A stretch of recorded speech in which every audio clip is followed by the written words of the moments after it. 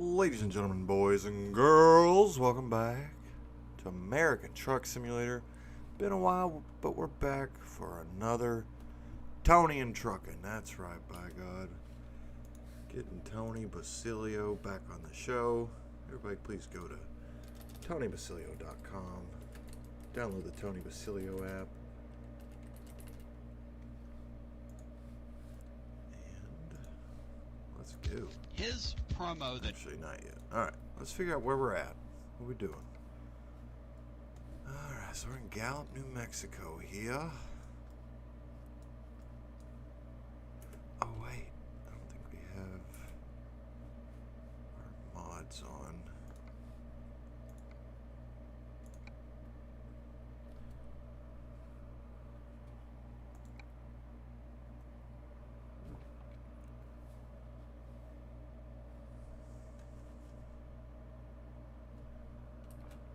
Mods squared away here. Oh, did it reset all the start boots? Oh no.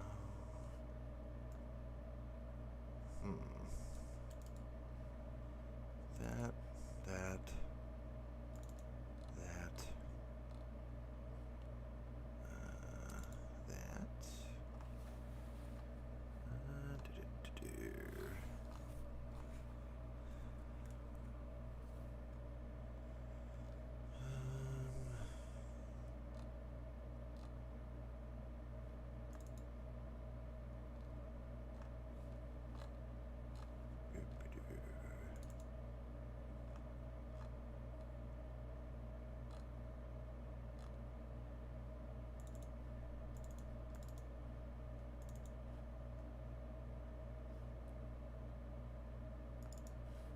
Okay.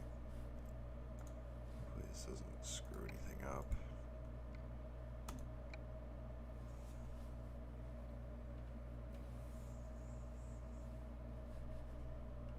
Alright, let's get in the truck, find a damn job, and let's get on the fucking road here. Beautiful Peterbilt there. On some lumber, some wood. We don't fucking haul wood. We're better than that. Alright. What do we got from Gallup to Elko? A wheel loader. No thank you.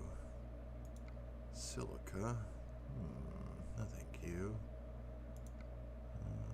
Whole truck chassis. Nope. Oh shit. That's a lot of money. Almost $100 a mile? Man, that's crazy. 187,000 pounds. Oh, Jesus.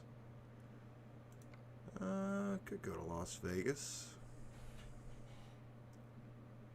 Excavator. No thanks. No thanks. What is all this bullshit? Ventilation shaft. We would not do Aunt B like that. Elko. Yeah, let's just do this one. Why not? Alright, hopefully I remember all of the buttons here. Of course we do. Can't forget them.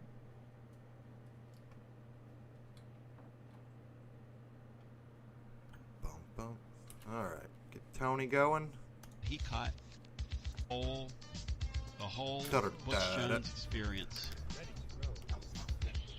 It was the most next level thing ever. And you know what? You can give Gumpy Cole Medina credit for one thing, and Gumpy Cole Medina doesn't get credit for much, but Gumpy Cole Medina brought him back, Bino.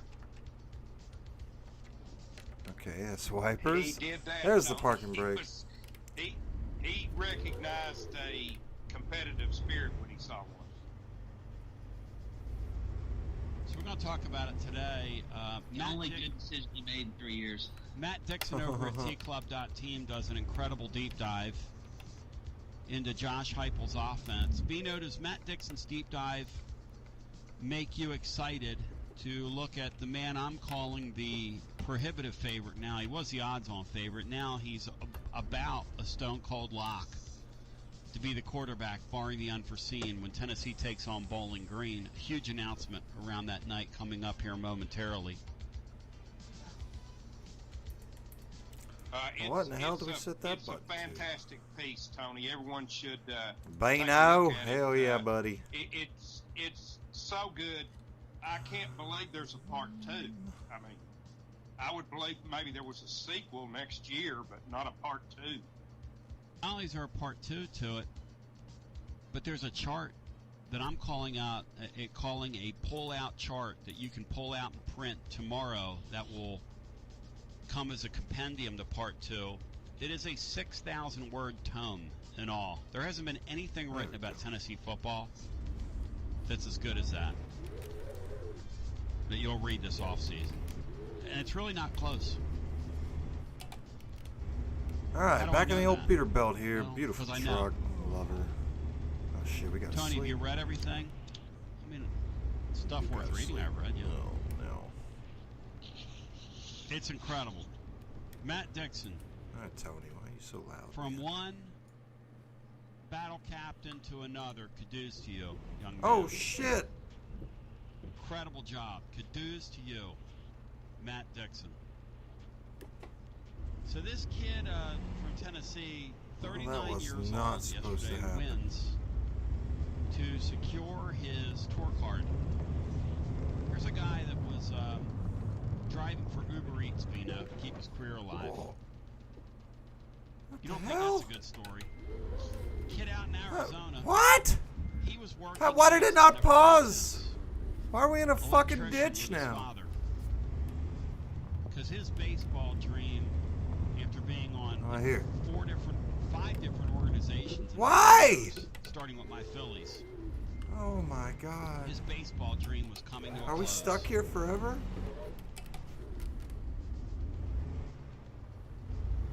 Gets caught up to the major leagues, gets to pitch in some junk time. They make a starter out of him. They're going to use him as kind of a long Are we reliever. stuck in here? Like, what One of those the deals hell? when games get out of hand. I guess they let him pitch in 1, maybe 2 this year. So he's Oh in the my God, majors. we're stuck in That's an here. incredible turn of events for that guy in his life. What the And then he gets a starter over fuck, the weekend, man? and the guy goes out and throws a no-hitter in his first ever start in Major League Baseball. You tell me why I love sports. This guy skins. Let's find a new S-K-I-N-N-S. I thought those were the things, Bri, you put on the back of your computer. Can't you put some skins on the back of your computer? Skins it? Well, you missed another good story in Cleveland. There was a pitcher who had a perfect game through almost 8 innings, ended up allowing 1 hit for the whole game in a shutout on the road.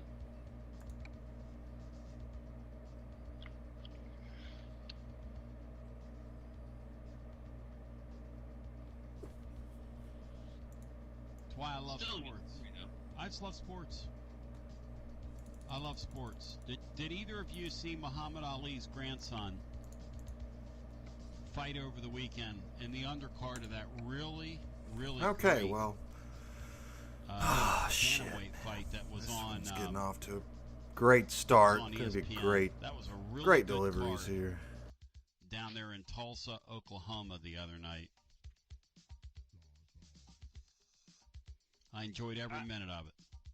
I did not, Tony. As a matter of fact, until I read your blog, I didn't realize that Ollie's grandson was in the game. So, Great as a fighter, right?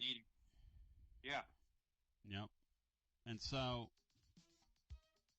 the coolest thing about it, if you guys will seek it out, you'll find it. But this kid Nico Ali Wall, she had Ali's daughter was there, his mom was there. All right, try this again here.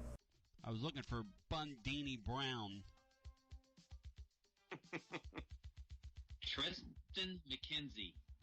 He was 1-5 with an ERA of about 6, and he throws 7 2/3 of perfect baseball against Detroit. Nico Ali Walsh wore Muhammad Ali's Everlast trunks from 1966, Beanstar, and they looked Wow. insanely cool on him. So old school. And they threw some MMA fighter in there with him and didn't know how to defend himself. And he knocked him out in the first round. Like, all right, you know, here we whatever. go. Oh, The guy that's didn't even get his neutral. hands All up. right, The guy was here like, we you go. know, just like defenseless.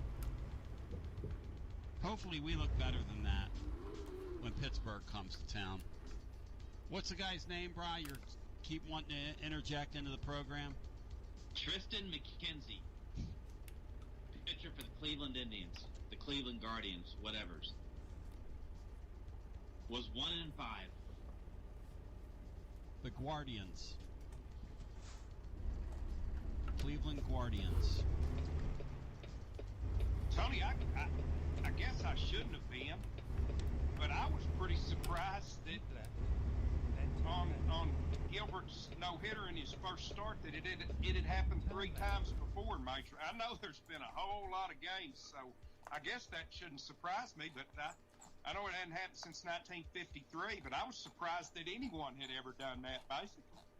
You know, I agree with that, but the other 2 were like back in the 1800s. Yeah. So I'm not sure anything should count that happened in the 1800s, but Yeah, sweet-voiced. wonder what that looked like back then, you know? Wonder what football looked like back then. All these sports looked like back then. Wonder what ice hockey looked like back in the 1800s. Guy's going down to breakaway, gets tripped by a tree branch at the blue line, goes head over heels, flying out of bounds, lands over, makes a big indentation in the ice. So it is so obvious to me that this Joe Milton thing is happening. Is it obvious to you guys? You know, Exius last night sent me a post. He said, you know, Tennessee's not even being subtle about it. And I said, what do you mean? He said, Tony, on their main account where they shoot the highlights out, it's like 5-1 highlights to him and everybody else. There are those who would like to see you fail in your journey. That's not going to happen. They're not even hiding. I mean, it's not even hiding from it. Kentucky went ahead and named their starter yesterday. Yes. And Gatewood is wanting to transfer. See, here we live in, Brian. These guys all have private coaches now. They don't want to say he's going to be the starter, but it looks like all indications are he is. Well, look, the investment these people have, the families making these kids now, the training and the overtraining and the this and the that and the promises and the Tennessee's afraid that Bailey's going to leave when he realizes he's 13, which he's 13 by the way, and they're afraid he's going to go. And so, are you guys ready for some good news from the program here? Are you ready for some big news? Yes, sir. Because we're at it again. The Tennessee program or the Tony Basilio program? Both. Okay. Both. Uh-oh. Let's go. It's absolutely All right. both. That's where we gotta go. Our big reveal. 700 We're going where miles. no show's ever gone after this.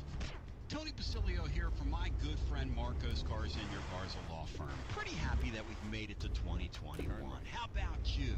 Well, I still have word of a troubling development and what we can do about it. Because carpetbaggers remain in our area. Out-of-town law firms, carpetbaggers, have been swarming in the East Tennessee lately. Firms from Memphis, Chattanooga, Birmingham, they've stormed into our area. You've seen the ads on television. You've heard some of these new ads that are popping up on radio. Let me ask you a question. Wouldn't you rather do business with somebody that's live and local? A local law firm? You know, a true neighbor. Marcos Garza and my friends at your Garza Law Firm are exactly that. These are your neighbors, your friends, our neighbors and friends. Support local causes year-round. Marcos Garza and the Garza Law Firm, always there for me when I have a need. For Fish Hospitality Pantry and also our Machi Tailgate. Just to name a couple of things. They're live and local. They're one of us. They're of our earth. The Garza Law Firm works to serve you professionally on criminal matters, injuries, and accident matters. The Garza Law Firm is here for you at GarzaLaw.com. And they will be for many, many years to come. Live, local, one of us. one of you. The Garza Law Firm. Let us help. Life never stops moving, and between the 30-minute commutes, daycare pickups, weekly soccer practice, Tuesday night yoga, X number of coffee runs, and that weekend trip to Grandma's, you're racking up the miles. What you need is a tire that can keep up, a tire designed for doers, a tire that's going to last, like the exceptionally long-lasting Michelin Defender tire, with an 80,000-mile warranty and the safety and comfort you expect. You can forget all about the miles ahead and focus on getting to your destination or conquering your to-do list. Fleet Tire, I-275 exit 1B at East Woodland Avenue in Knoxville. That's Fleet Tire, I-275 exit 1B at East Woodland Avenue in Knoxville. Fleet All right, Tire. go over here, Don't miss your top chance off to the old support rig, Tennessee Smokies. go to sleep. Only 2 more homestands left this season. This Get week, on the they're home all road. week with great promotions Where we going, every Reno day, or like Elko? I Taco already Tuesday forgot. with $2 soft tacos. All you can eat Wednesday. This Thursday is a Thirsty Thursday We're going to doubleheader. Elko. And Friday and Saturday, you can't miss the Summer Fireworks Series with the best fireworks show in the Smokies after the games. Oh, and don't forget the Trucker Hat giveaway on Sunday to the first Ooh. 1,000 fans. So Okay. pick a day. You can't go wrong. Get your tickets now at SmokiesBaseball.com. Might have to call into work on Sunday. Carnes Go give me Motor a trucker Company hat. is celebrating 20 years of We got a serving the living East truck, Tennessee. yeah, pillow. Like us here at your Tony Basilio show, Carnes Motor Company wins because Rob and Brian go above and beyond Hang on. for you. I gotta Above and fix beyond. this sound. Carnes Motor Company will even buy or sell your vehicle. Yes, they'll buy or sell your vehicle for you. Plus, warm weather's here. It's time to get your air conditioning serviced. All right. And get your vehicle ready for vacation with their certified technicians. And the best part, bumper to bumper, pillar to post. Carnes Motor Company will serve all your vehicle needs. And then How else can turn you right. thrive for 20 years? Besides going above and beyond, you will win with Carnes Motor Company. 7447 Oak Ridge Highway. Online at carnesmotor.com. Win with Carnes Motor Company. The kids are off to college. They're hundreds of miles away. 228. This is Y'all are beer killing me, staring at man. each other in an empty house. She wants to get away. Go see a show or an event. Who do we call? 228. Select Ticket Service. Oh, yeah, yeah, Select Ticket Service. Uh. About a concert in Atlanta. Select Ticket Service. Game in Shut Charlotte. the fuck Select up. Ticket Service. Alright. Select Ticket Service. Select Ticket Service.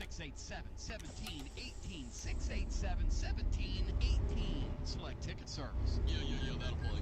It's always magnificent. Mondays on the Basilio Show. With the Presented by our Beano. friends That was the at Fleet longest Tire. night of my I-275 Bitch, exit we're 1B sleeping. at It's East okay. Woodland Avenue in Knoxville. Fleet Tire. I-275 exit 1B at East Lights Woodland off. Avenue in Parking brake Knoxville. gone. And Engine now off. back to B. Good night. All right, let's not sleep twice. 865-200-5402. No, Tony. No. Ignitions and the best one. No torso. Lost the Austin, Iowa, beat them twice in Chicago. so you didn't win the big God one, damn but it, you won Tony. everything else. The only Your Tell about the Yankees being the only Major League Baseball team to ever lose a game in Iowa. well, I'll tell you this right now. Your All right, here we go. Engine on. so your Yankees have They an lost. excellent team. Break off, and the let's only get on the time, road. the That's only what we game got. anyone saw the Yankees lost. They won all the other 5. Yeah. Well, I saw the other one. Now, I saw the one Saturday night. They gave up. The Yankees gave up a lead. They can't close games. They have a back end worse than mine. Let's get rid of this real Yeah, quick. they're, I have no back end, and All neither right. do they. 717 miles, another 12 hours, 53 minutes. There's not enough That's inning. going to happen. Try Let's playing get there. sports with no Let's get rear there and end. get it Very done. difficult Come on, for me as a baby. kid. Let's move Get along. $45,000 Yes. over that torso. 1.5 Six-handed million trade. mark. I saw Dirk got his 20,000 there. So here's your That big was the news. Let me check real quick before we get on the road. And I'm gonna need all hands on deck on this thing. I'm gonna need people to Me- spread the word for me, and I'm gonna need some ideas. Check how our drivers are doing. You know, we were thinking about. Ooh, getting up Here. there. Nice. What's The, going on with Jano, man? Have you guys noticed that the Huh. excitement's starting to come back? Have you all picked up on that? I feel like he's not Yeah, developing he like the does. I rest of mean, them. no matter what they say leading up into the summer months, Love to see that about how average per day it go seems up, like no though. one's interested. It always seems to pick up once the season gets within a couple weeks. Every year. And I'm really All right. excited to have a new era of Tennessee football. And I want to appreciate on that. Keep left. And then You know, we turn have left. a perfect opportunity to do just that. And Laura, Turn left. my lovely, said, you know what we ought to do? Because we're a family here. We do this thing together. She said we ought to do Oh, come an on. all-night marathon broadcast after that first game. And we got to kind of kicking that around and talking to some people, and that's exactly what we're going to do. So the season's going to begin 2 weeks from Thursday. And we are going to do your Tony Basilio radio. Hey, son of a bitch, better stop. We're so pumped about the Josh Heupel era in Tennessee. that we Oh, decided to stop celebrate. sunshine We're staying pumping, all Tony. night with you. This is the first of two announcements this week I have for you about the show this week. All right. But this is the first one. What more would you expect, though, from the show of record? Here we go, in baby. volunteer country?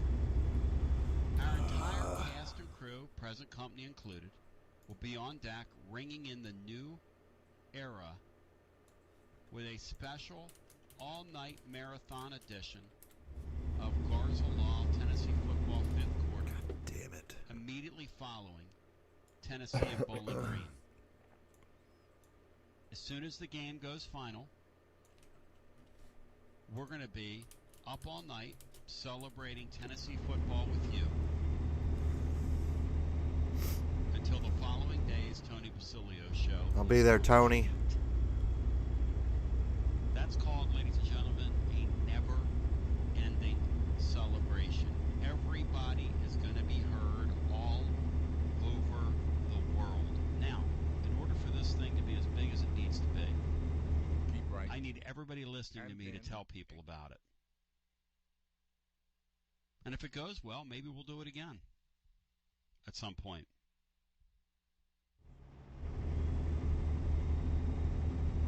But here's what we're going to do. What if they beat Florida? Exit It right. is a no holds and no callers barred edition And of the then show. turn No right. holds barred edition of the program. It's a middle Turn of the right. night show. Anything will and can happen. Continue And everybody's welcome. And right now we're putting together a prize pool for our callers that are outside of our area so that you can benefit all over the world. This is going to be a really, really neat thing. So people that are deployed around the world, an opportunity for you to reach out live and call a show, which would be a very rare opportunity. People that you know that are deployed, people that you know that live overseas, people that you know that live several time zones away, whatever it is. We're going to be celebrating all that is Tennessee football, and we're going to do it all night, as only we know how to do. So Continue that's going to straight. happen Thursday, September 2, September the 3rd. Stay up with us. We'll celebrate a new era of Tennessee football. Ding dong. Gump is gone. Tennessee Up All Night, presented by Marcos Garza, your Garza Law Firm, Smoothie King, Performance Medicine, Miller Lite, Alumni Hall, and the best on-air team in America on the best college show ever heard, serving the greatest fan base that's ever been. Ladies and gentlemen, it is Tennessee Up All Night. Basilio, Bino, your thoughts? I think it's a fantastic idea, Tony. And you can feel the excitement building. I mean, you can can dampen, dull the enthusiasm, but you just can't kill it. Coach Kevorkian couldn't kill it. We've tried. It can't be killed. And I think that's a fantastic idea. And that will, the old man will go to bed and get up and do the real early morning portion along with Brian Harper. Yeah, like, and we'll even invite Mark in Columbus to come on and call in. Well, Yeah. I'm glad you mentioned that, Bri, because what I want to do as a part of this is I want to know from people as part of our all-night marathon if they think we ought to have, or if they want to nominate someone, or maybe themselves, to become a guest host for this event. Because this is as much about you as it is about us. This is as much about the living fan as it is about us. This is as much yours as it is ours. And that's why we're doing it. And we're going to stay up. And we're going to do it. And you are the ones that are going to make this thing go. We're going to be up all night after the Bowling Green game with an all-night marathon. So those of you that want to party into the wee small hours of the morning with your Tennessee football, planning on taking the next day off, you are going to have some companionship with us. And that's what we're doing. Now, and I hope we're super excited by what we see. I hope Tennessee blows them out. We got us a Smoky Bear sitting up here. Better be on the lookout. Tennessee should blow them out. Get me today, sucker. I get those tickets. Y'all charge out the ass, man. You downgrade that damn patrol car so you gotta pay so fucking much for speeding. It's ridiculous. And the fact that it's a different day in town. Matt Dixon wrote today that through his empirical research, and Matt went to several different places to put his look at Tennessee football together. And one of the things that Matt came up with was that nobody throws the long ball as much as Josh Heupel. Nobody in college football. Alright, coming up on another damn who's a state trooper in front of us? I don't think This so. thing's We're going good. to be fun this year. Because they've got Stop saying that, Tony. They have some guys who can go get it. It's going to be 2012 and 2016 all over again, Tony. Actually, I'm starting to buy it in. I think our defense is a lot better than we think. We just don't have the depth of defense. That's it. 17 freaking days. Another scrimmage to come tomorrow. Then they put it to bed and get to game week preparation. That's where we're heading here. Hopefully we see several long balls. And then see a baby. Big rig. Shout out Brody Lee. Rest in peace, big man. I love teams that throw the ball long. It is so fun. It is just so fun. That's why Aunt B is called what she's called. To know that your team's going to go up there and swing for that makes fences. sense. Aunt B, because we love Andy Griffith. Then we got Thelma Lou, our other Peterbilt, our red one. Our license plate is Big Rig for Brody Lee. JoinTheDarkOrder.com, folks. What are you stopping for, you fucking idiot? You can't do that playing Jeremy Pruitt football. 1990, whatever that was. Oh. Turn left. 1890 offense. Yeah. Oh, no. What football looked like in the 1800s, I think it's off the last 3 years. Well, it's just such a good point. Shit, and, man. Come on. So if you want to join us, our number is 866-5402. Bino, what list? Hey, asshole. You have anybody comes to mind that you think we need to include in this? Oh, that's a beautiful rig there. I mean, Look at that. Tony, we have. Truck's pretty too. I don't know that I can cut it back. Like Hall of Famer ball cap Phillip, for instance. instance, you think he deserves, merits some time? Joshy boy under wing. Joshy boy under wing. Artemis.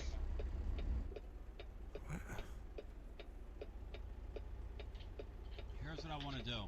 If you would like to be included, and we're just going to randomly draw a couple people. I don't know how we're going to decide. But if you'd like to be included in our Up All Night celebration of Tennessee football, the first ever. What are we doing? Tennessee Up All Night. Your Garza Law Palooza edition. Suckers. Post-game Easy. show. Tennessee League. Oh, it's Old Rick Joseph. Send me an email. Dang it, man. commonfan@gmail.com. Say I want to be included and record yourself. Record yourself, give me a little monologue. Or if you'd like to nominate people today on the air, I'd love to hear the nominations. But this is a no holds barred, no barring edition of the program. Oh, shoot, I'm One looking at the night wrong only. red light. One night only. Oh, yeah, this, officer, this 402, the this number. equipment is for this accident, Do you so, believe yeah, anything, we got guys, access. from what we were talking about before, which is X's observation. Oh, no, that oh, wait, they're never mind. This is for pushing another across accident. their, Sorry, boys. I'll bring you one across back, their okay? social Thanks for letting me media through. account. You think that's just happenstance, or you think that's just Sucker. kind of the way it is? and Wrong it is what it way. is? Get out of here. $260?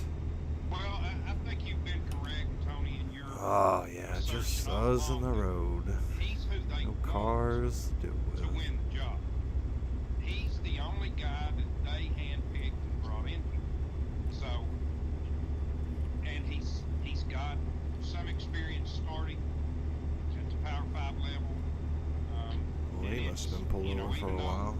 He doesn't have as much time because he wasn't here in the spring. Leave the Peterbilts that's alone. Not that much to make up. So I think he's been their odds-on favorite all along. I think someone would have to do something At special 55, to take that nah. starting spot. It's kind of like looking at professional rosters, and you got one guy that's got Seen a lot of four-year Peterbilts out contract, today. a lot of Love money it. invested in him, and Love another it. Limit that's on those a one-year Volvos deal. and internationals, The guy damn for it. 4 years is the favorite.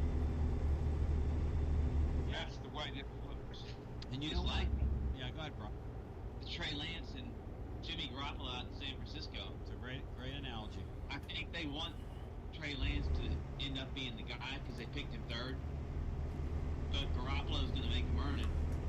This place. Every once in a while, Casino. Wish we could stop there, Garoppolo man. holds a lance off, and they'll trade him. Gonna have to stop here, Every I once bet, in a though. while, Here it there's a guy is. like a Matt Flynn up there in Yep. Seattle.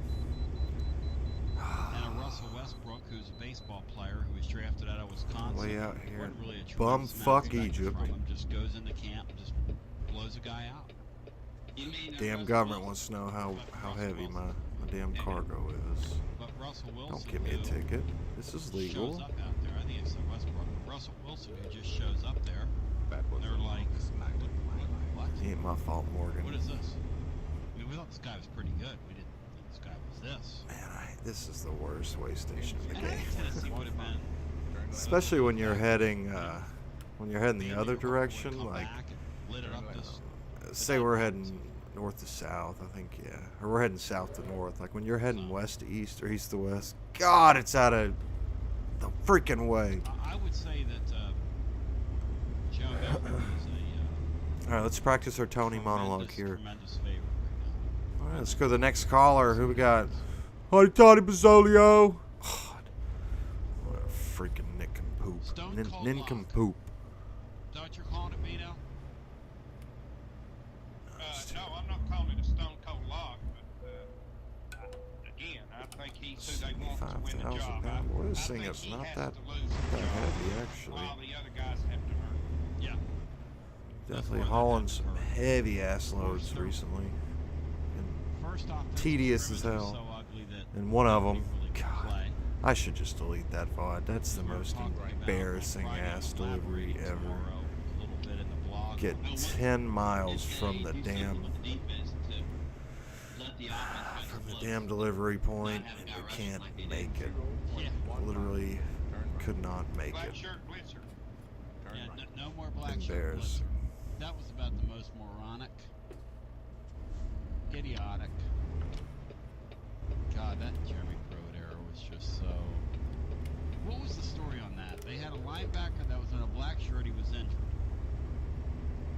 and he was blitzing him, right? But they couldn't hit the guy that was blitzing because Yeah, he and Jim Couldn't Chaney. block him. He had a black 0.1 shirt on, so you couldn't Turn block him. And they had him blitzing.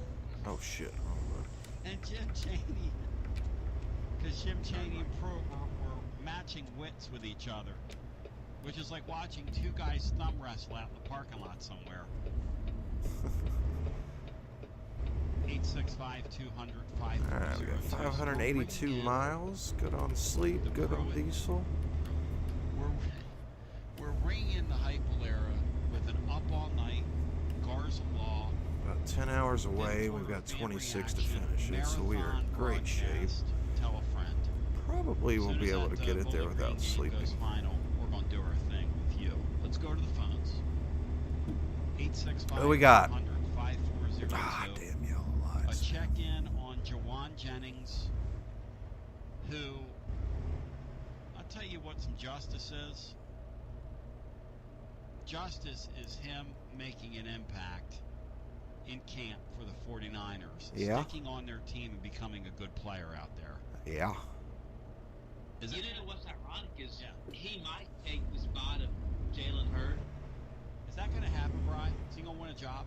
I don't Kinda ever. like Brian, Tom Fleet, where he one out of was every slot back 100 everyone things that wanted comes Jalen out of Hurd his to mouth become. is, oh, And wow. it's just kind of ironic Okay. how Jennings was thrown off the team and was so determined to get back on, while Jalen Hurd just quit. Oh, in the middle of God. the season, like he did. That was And unheard now of. they're converging each other again. Like, that does not happen a They're lot. out there on that roster. It's crazy. Let's go to the phones. Get our I want to know first the call in. stories, Hello and man. welcome in. You're on Somebody, the oh, Facility it's a Show. bro code. No. Hey, Tony, it's Josh Chattanooga. Oh, Hey, no. buddy, welcome in. Appreciate you. Good to talk to Hitting you. the pumpers early here. So I want to cast my ballot for the guest host, All right. as you will, and I'm sure it's probably going to be a controversial one, but there's nobody else I can think of that I'd rather rip into after about 10 too many Bud Light and an 80-point Bud nuking Lights. a Bowling Green than Mark and Columbus.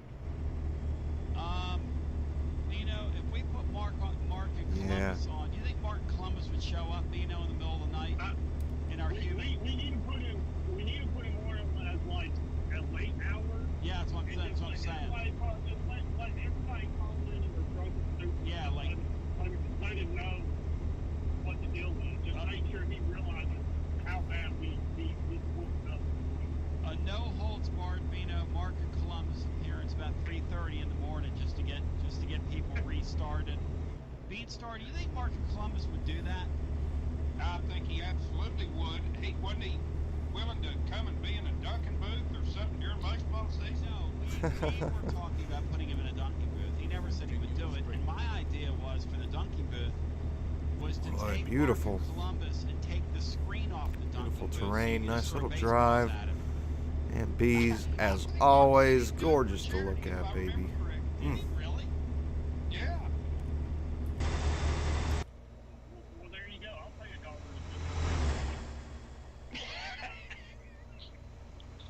Just open up that tip jar, Tony, and let the money flow. So great. Alright. So great. It's hard to steer like that. Thank you for the call. Dad. Yes, Dad. Let's go back to the phones. 865-200-5402. Hello, welcome in on a Monday. Tony Martinball. Martin Oh, Ball, how you gosh. You did well. I'm excited about the news, and I got a couple names, but there's really one name I gotta have on the show. doing? All right, overnight. How we getting Barney Boy down? Now that's a good one. You know, Barney Boy. Let me make a note here on this one. Mark and Columbus. I got to work the magic here. Barney Boy and Clone together.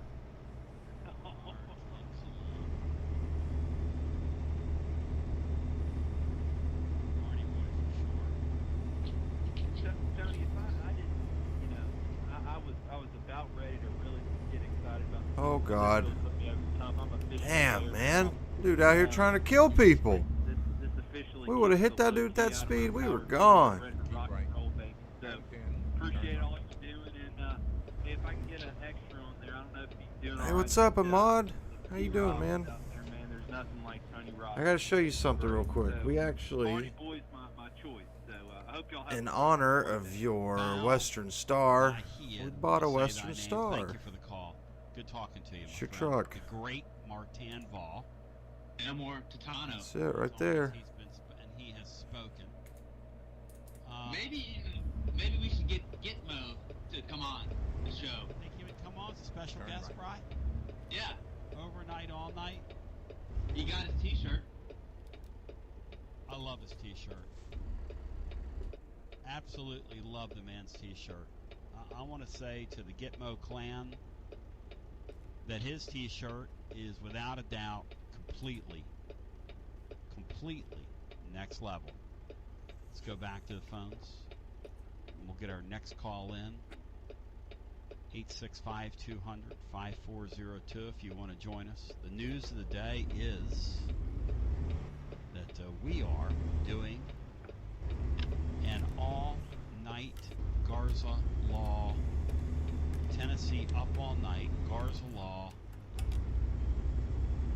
fifth quarter fan reaction. We're calling it Tennessee Up All Night, immediately following Tennessee Bowling Green to usher in the Josh Heupel era.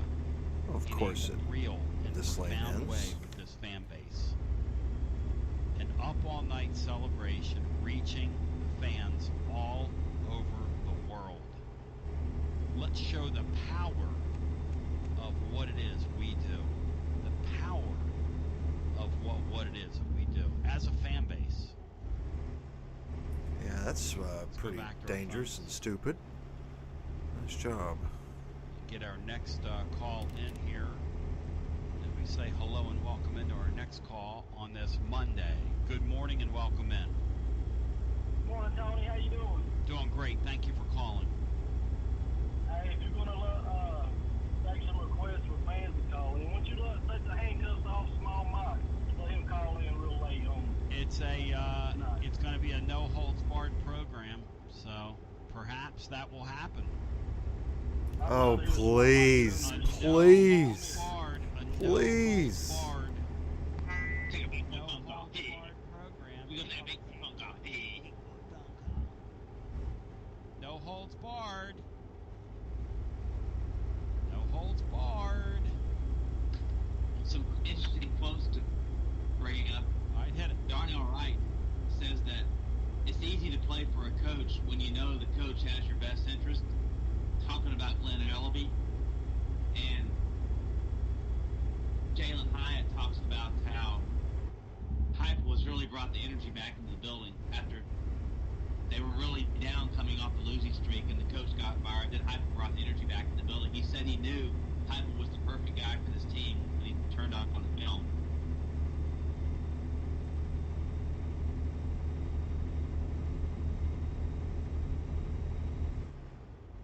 Wonder what to make of all this, guys. What do you make of this, Bino, the way these guys are talking? It's player talk. They say it. They would say it for any coach that was there. Well, They're not going to come out and say, "Yeah, I hate my coach, think Tony." Come on now. Heupel's Come on, style of man. Personality is what a beaten down roster needed. I don't think they needed another taskmaster to come in right behind Pruitt. So I think that Heupel is probably the right type of personality. You know, it's always hard to tell at the start, Tony, what is good or not good for your program. But I think these guys needed a pat on the back rather than a kick in the pants. And At this stage. yeah, because at some point, Oh, you know, that yellow my light was so belief in quick. Life has always been there's a time and place for everything. It's kind of like this overnight thing we're doing with the no holds barred deal. I mean, there's just sort of a time and a place for everything, you know. And you stop and think about this team and where they've been and what they've been through. And what are we going to do? Scream you suck at these guys? Oh my gosh, I thought this car next to us was a cop this whole Scream time. you're no good. Like, I was told that one of the strengths of this staff is that they, instead of screaming and yelling at people, little anecdote for you. Essentially what they do, especially with the quarterbacks, the way they've handled the quarterbacks, is they will walk over and say, what, this is just a little insight I'm gleaning from different people I talk to. What do you see there? You just made that decision on a practice field, ran a play. What did you see there? And the quarterback will say, this is what I saw. And the coach will say, well, the reason you don't want to do this with that ball is this. And the reason you wanted to do, but we want to know what you saw. And that's sort of their approach. And that is not how Jeremy Pruitt handled things. Now, some would argue and call what these guys are doing like new age wizardry and what are we doing? We're hyping ourselves up by the most basic stuff. Like, oh, the players like him. Oh, he coaches. Like, a lot of them coach. Like, it's not like we have the only coaching staff in America that doesn't yell at their players or. I just don't know what we're doing here. Don't you hit, you son of a bitch. You son of a bitch. You. Cargo's good. Something or other to consider. 865-200-5402 miles. 5402 is the number if you want to jump in and join us today on your Tony Basilio show. Let's jump back to the phones. Do you remember Screaming Coach being out? Because I had Screaming Coaches. And people everybody scream did at you after a while. I don't know if your experience was like mine, but I don't hear you after a while if you're screaming at me. I just don't. In fact, I learned to tune it out because I know that it's all shtick. You're just screaming for the sake of screaming. If that makes any sense. Yeah, that was my personality was a lot like yours, Tony. I responded better to someone who explained something rather than someone who screamed something. But you know, there were what a beautiful sunset here. Let's do our favorite thing, which is drive at night. Maybe not if we don't check. Good to merge. Let's go. Coaches, you know, were screamers in Meyer. That was the way things were done. Screamers and demeanors. Football coaches are screamers and demeanors, you know? Yeah, pretty much. And you know, football takes a lot more, probably mental toughness to play through certain things than baseball does. And, you know, more like a military setup. And so I think we will have to sleep once. I responded better to someone who showed me something, explained something, rather than someone who screams. So this is Friday 2:30 p.m. to Fridays. Oh, I thought that second one was 6 a.m. You can't really have that approach in baseball. Yeah, we're gonna be all right. Back to the baseball's now you do have to have a lot of mental toughness there, Brian, because there's so much failure in it.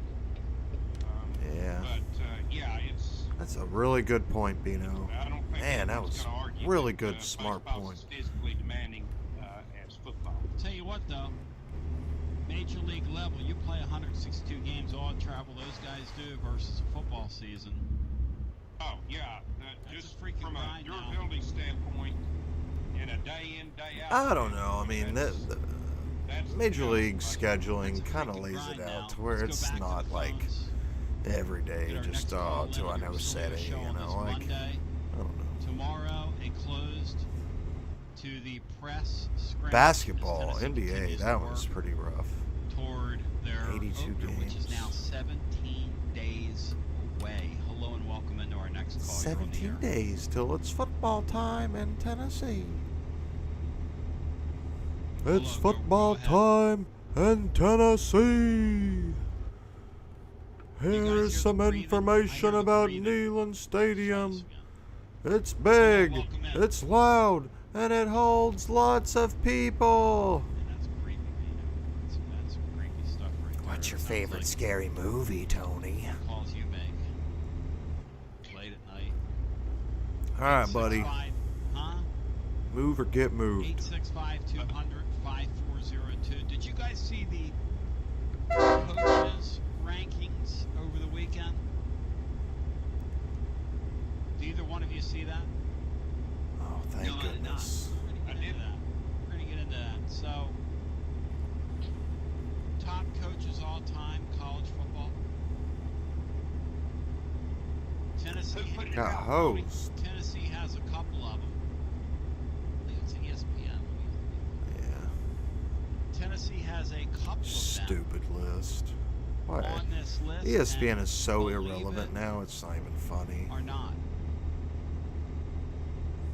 Believe it or not, they are back to back to back to back to back. The two coaches. Is it? Our two modern era coaches. Back to back. Are we still in the modern era, though? To back. Who's ranked higher? Fulmer. Is Philip Fulmer ranked higher than Johnny Majors? Is Johnny Majors ranked higher than Philip Fulmer? Inquire. I would think because he did it in three separate places that Majors would be ranked higher than Fulmer. If you're just looking at Tennessee, though, I'd say Fulmer would be ranked higher, but since you got to get into account what he did at Iowa State. Top 100 coaches past 50 years. Top 100 coaches past 50 years, according to ESPN. Top 100 coaches past 50 Safe driving, buddy. years. Fucking We come back, Volvo. which Out calls the in as road. well. 865-200-5402. As we continue on the other side with more after this. Are you looking to have fun this summer? Makes me I can see, in a cool atmosphere. If so, then we Brian, have the job Jesus for Christ. you. Calhoun's is now hiring seasonal, part and full-time jobs at the Calhoun's near you. The decks at Calhoun's on the river and the Tiki Hut in Lenore City are open, and people are ready Alright, we to should get probably out slow of here. down. What a great way to make I thought that some said awesome money 80, at a but it fun says 60. waterfront restaurant serving a great crowd. If you're in the restaurant industry already and hunting a change, Calhoun's wants to talk to you. If you've never worked in a restaurant and are looking for a change of pace and some great money, Calhoun's wants to talk to you.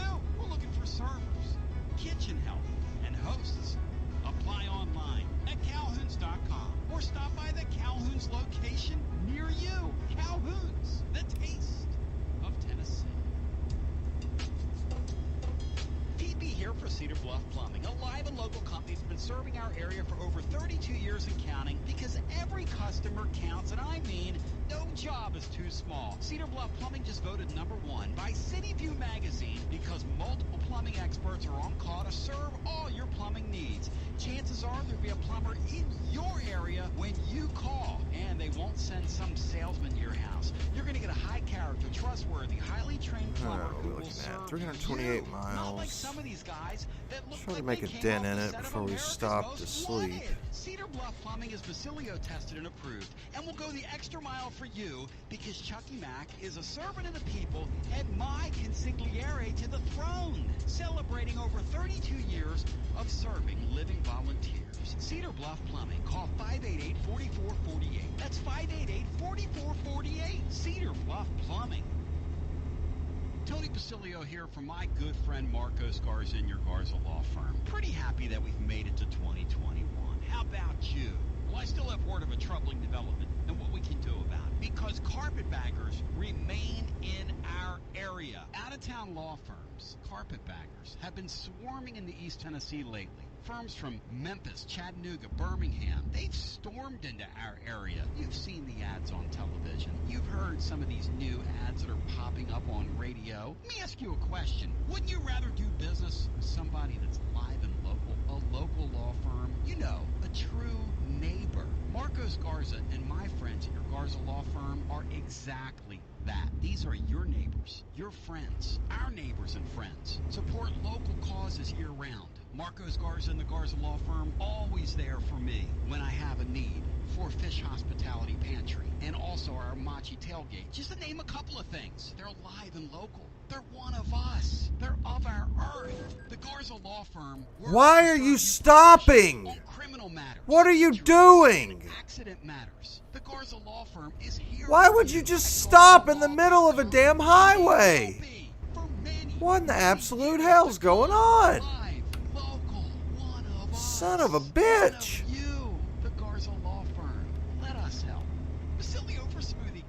What the hell? Smoothie King these days. It's TK and TK Jr. Looking better than ever. Great to be here enjoying the What in the hell's wrong with the state right now? Come on, Utah, you're better than this. We used to call this state our home. Well, we still do, don't we? Yeah. Vernal, Utah. Okay, we're good. Shit, what's going on, boys? Good nutrition never tastes so good, and it's easy to eat on the move. Just roll to the drive-thru and get your favorite Smoothie King. 2 peas in a pod. That's what you guys are. VFL and SKFL. What a combination. Almost as good as the offerings right here at Smoothie King. Slim, fitness, wellness, and break time blends. Lean one, gladiator, and the all-grain courses for your different needs. Greek yogurt, paleo, keto, and peanut power plus. I absolutely love the vegan nutty super grain. Okay, everybody's just stopping. Stop. Oh, I gotta make a turn. I gotta make a decision. Let's stop. In the middle of the road. Are just a few of the most popular choices on the menu. Thanks for the Smoothie King love, guys. Let's keep Tommy Boy Marine and his crew blending smoothies on Rocky Top for years to come. Delicious and nutritious. The healthy alternative to fast food. Say it with me, Kelly Duo. Smoothie King. Coming in early. He's coming in late, isn't he, TK? Yeah. What are we going to do with him? Tony Basilio here with former Vol great Mark Griffin. And Mark's here to talk about performance medicine. And Mark's been going to performance medicine now for a few years. Mark, one of the things performance medicine did is help you with your low energy. Part of that was hormone therapy. Lucky. You got lucky this time. He's actually given my energy back. Smoked those anyways. Jeez Louise. Tony, as you age, your hormones decline. As they decline, you decline in every way. Performance medicine wants to keep you from declining as you age. Don't decline. I'm going to decline this ad. Get rid of it. That's why, folks, like, subscribe, comment, all those things so we can make money and advertise on Tony.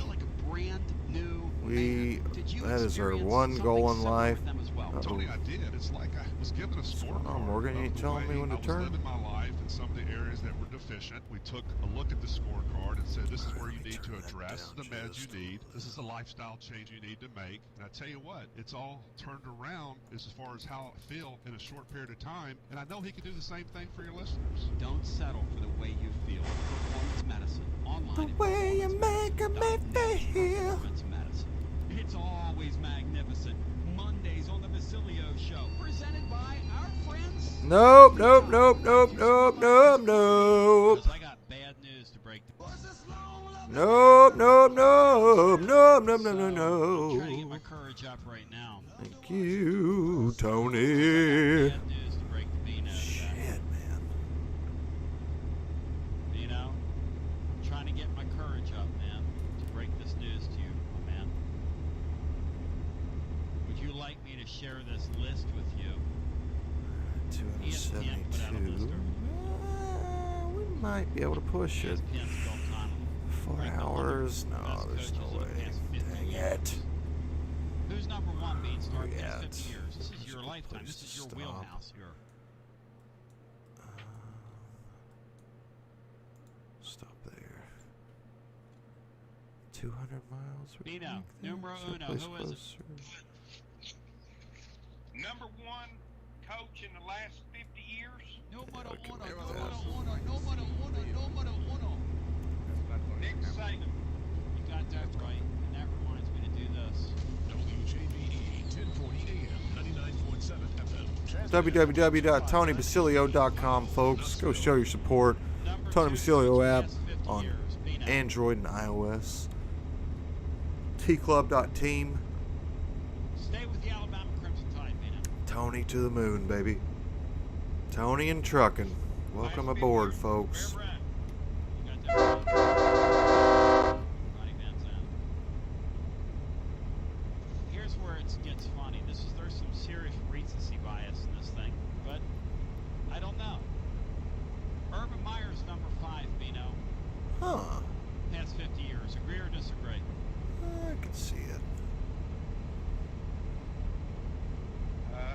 He was awfully good, Tony. I think I would probably. Oh, shoot.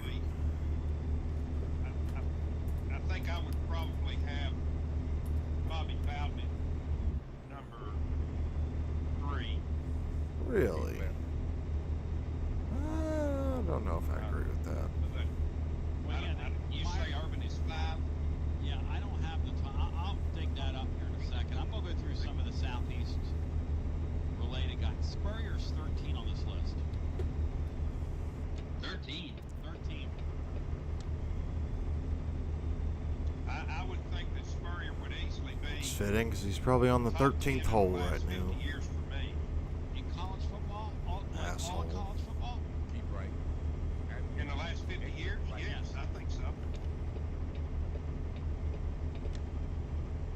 Exit right. Let's go through some of the other notables, then we'll go to the phones.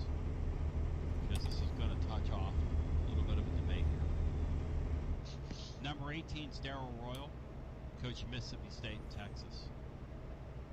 You Who? realize he started at Mississippi State, Bino?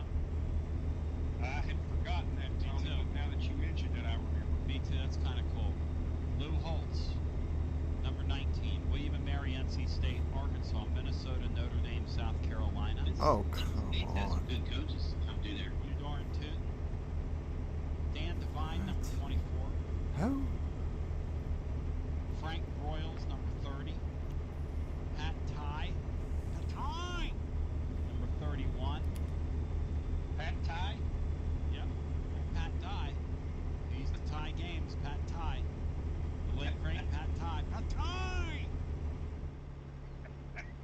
Jimbo Fisher, number 34. What? You have to like accomplish something to crack the top. What? That makes Well, he won a national championship, though. There's some serious reasons. Won one national championship and he's number 34? What? Good, Bino. Defend that. Mark Richt to 35. Keep left. I'm probably. I'd have to hear. What? the other Mark guys. Richt, I don't 35th know best how college football he coach of would all come time. behind. Get the fuck out of here. Mike Leach at 41.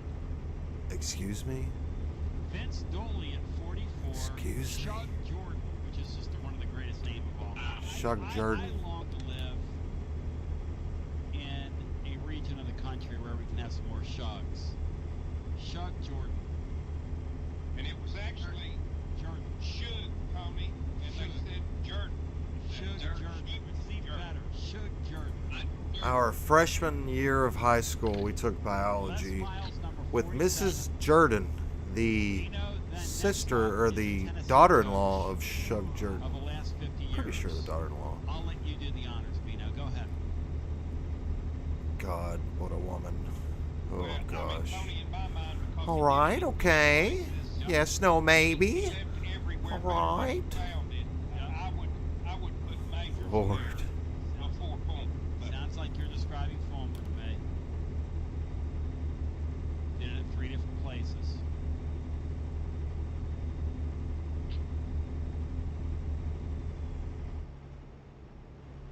Vanderbilt, Tennessee, Wichita State. Wichita State. But Wichita State doesn't even have a program anymore, so he really left that better And neither when he does, found it. and Tennessee barely does. Thanks to him. He's 49, The hell? and Johnny Majors is 50. they have the likes of, on this list, they have Jimbo Fisher. Yeah, 15 spots higher than either Fulmer. That's just ridiculous. Are you Mark kidding me, Richt, Dino? I mean, come on. That's total nonsense. They got Mark Richt 15 spots higher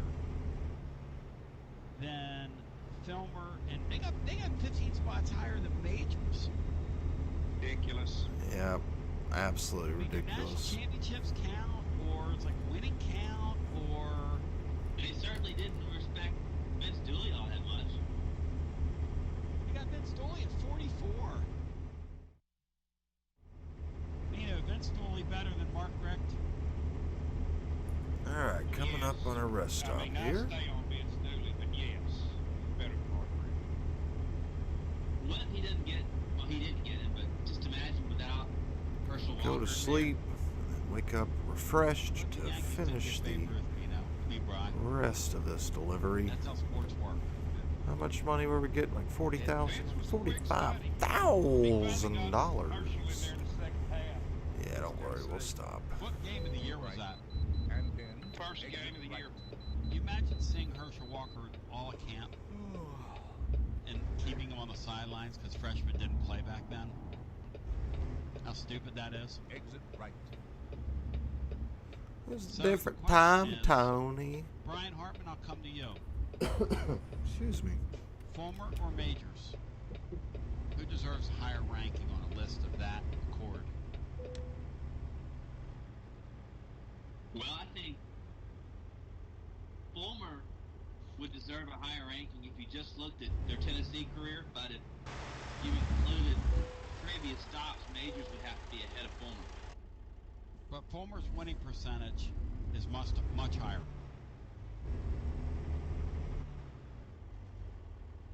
Fulmer never had a rebuild to do.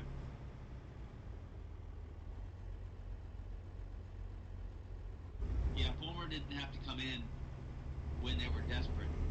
Well, I wonder where Johnny is on that list, guys, if he doesn't go to Pittsburgh. Because that really messed his, the second stint at Pittsburgh. That messes up his legacy a little bit.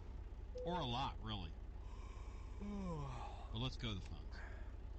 I think I read where he is ineligible to become a coach in the College Football Hall of Fame because he has to have a winning percentage above a certain number. He does. And the last few years at Pitt would knock his winning percentage below that number. Yeah, it's like a guy who was a lifetime 300 hitter in baseball, hung on and played 4 more seasons and you know, ended up hitting like 190, which is what he was doing up there. I mean, come on.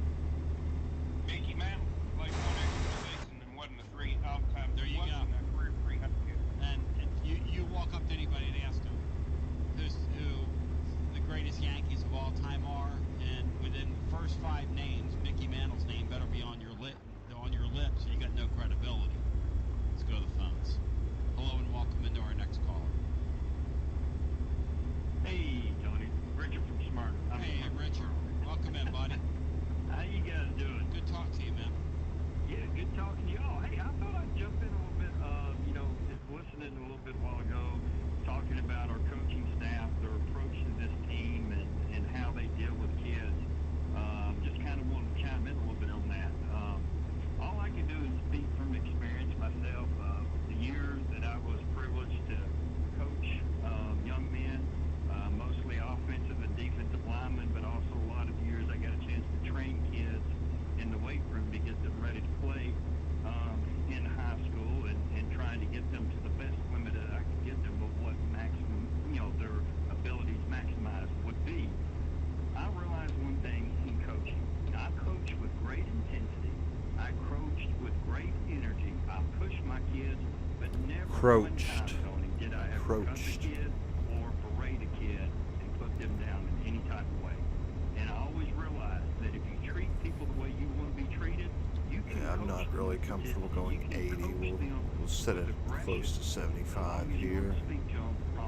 Trusted in this rain. Your kids if you treat them like young men. And that's how I always coach. And I'm glad to hear that we got coaches up there that know how to push the energy level, the intensity level, and get the best out of the kid without degrading the kid. Because when you degrade people, you you tear them down rather than build them. Yeah, that's. Yeah, it's really strange, you know. And a couple of these guys were sort of like that, and I just wonder. I mean, was Saban like that? I don't think Saban's like that, is he? Does he cuss at kids? Oh, definitely. Yeah, I've never heard of him. I've never heard him cuss at kids. I've never heard him cuss at kids. I've never heard him cuss kids. Come Maybe he on. does. I don't know. What are we talking about? Why are we pretending? Why are we on this topic? Like, oh my God, we're just setting ourselves up for failure, folks. Like, come on. Oh, or we're gonna score points and win game. 2012, 2016, we scored points, and we didn't stop anybody from scoring points, and we lost a lot of football games. Stop with this talk. Our coach doesn't cuss players. Cool. A lot of coaches don't cuss players. A lot of coaches pull them to the side and ask them questions like that. Like, it doesn't mean we're going to be great. Stop, people. I'm trying to help you. I want to be great. I think we have a chance. But we're acting like it's going to happen. And I'm pumping the brakes. Maybe that was the old school mentality back in the 70s and 60s, maybe in the 80s and stuff like that, but that's not the mentality today. And if you treat kids that way, you're never going to get the best out of them. And, you know, you looked at Pruitt's deal and you said, well, how do you lose to Georgia State? You know, you would think that's impossible. I would think that's impossible. I mean, that was impossible with the football team Tennessee had to just look that horribly on a field in a given day. But when you don't connect with kids, anything's possible, isn't it? At 56 miles, baby. Come on, Greyhound. Get out of the damn way. Oh, God, he's going to stop. Watch this. Oh, no. Thanks. Thank you. Normally they stop to make a damn lane change or take an exit. You know, any school that's a school like Georgia State that's going to have some kids that's good, like we play South Alabama. And then he gets back over. What? And then he gets over the left. Okay. Wish we were playing Police Sam. We'd pull that guy over. If you don't prepare for a team like that, they got enough athletes to make things happen on the football field if you're able to prepare. And so, yeah, Pruitt and them just completely botched that week and didn't have their team prepared. And again, like I said, if you're not coaching kids up to bring the best out of them, then when you get in tough situations, the kids may give up on you because, again, they remember how you treat them through the week. What about my anecdote, which I've heard, which is they pull the quarterbacks aside and say, why did you make that throw? Instead of just getting all into them. What do you think of that methodology? Well, again, when you're coaching quarterbacks, every play that you're out there on the practice field, when a quarterback goes, he makes the play, whatever it is that he makes the wrong reading, he throws the wrong place, or whether it's picked off or thank you. Whatever, yelling or screaming at a kid, we gotta get on the field does nothing to that young man sound on. Except for bring him down. You're just alright, how far? 24 miles. What are you doing, Van? 75, man. Come on. Oh, shit. In my regular business and outside sales, covering various states and going in and meeting with people.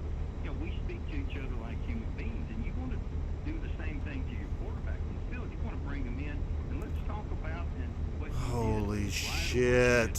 Why are we talking about this? It's literally not important. Let's talk about defense. Let's talk about what we're going to do at depth. Who is going to be a player? How much of an impact is Byron Young? How big of a step are some of these young players that didn't really get a fair shake going to take? Why are we talking about not yelling at players?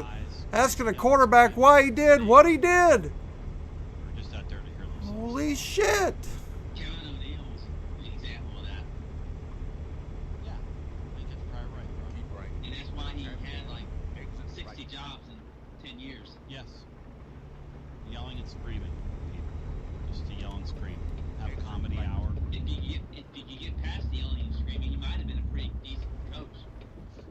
Now, and he couldn't help. now Barnes is a little bit of a beat your team up guy. He develops players, but I'm not sure how well he develops teams. Turn right. Turn right. Fair statement, I think Matt's correct on Barnes. I think he's one of those guys that could get by with coaching real hard, because I do think the kids know he has their best interest in mind. Yes.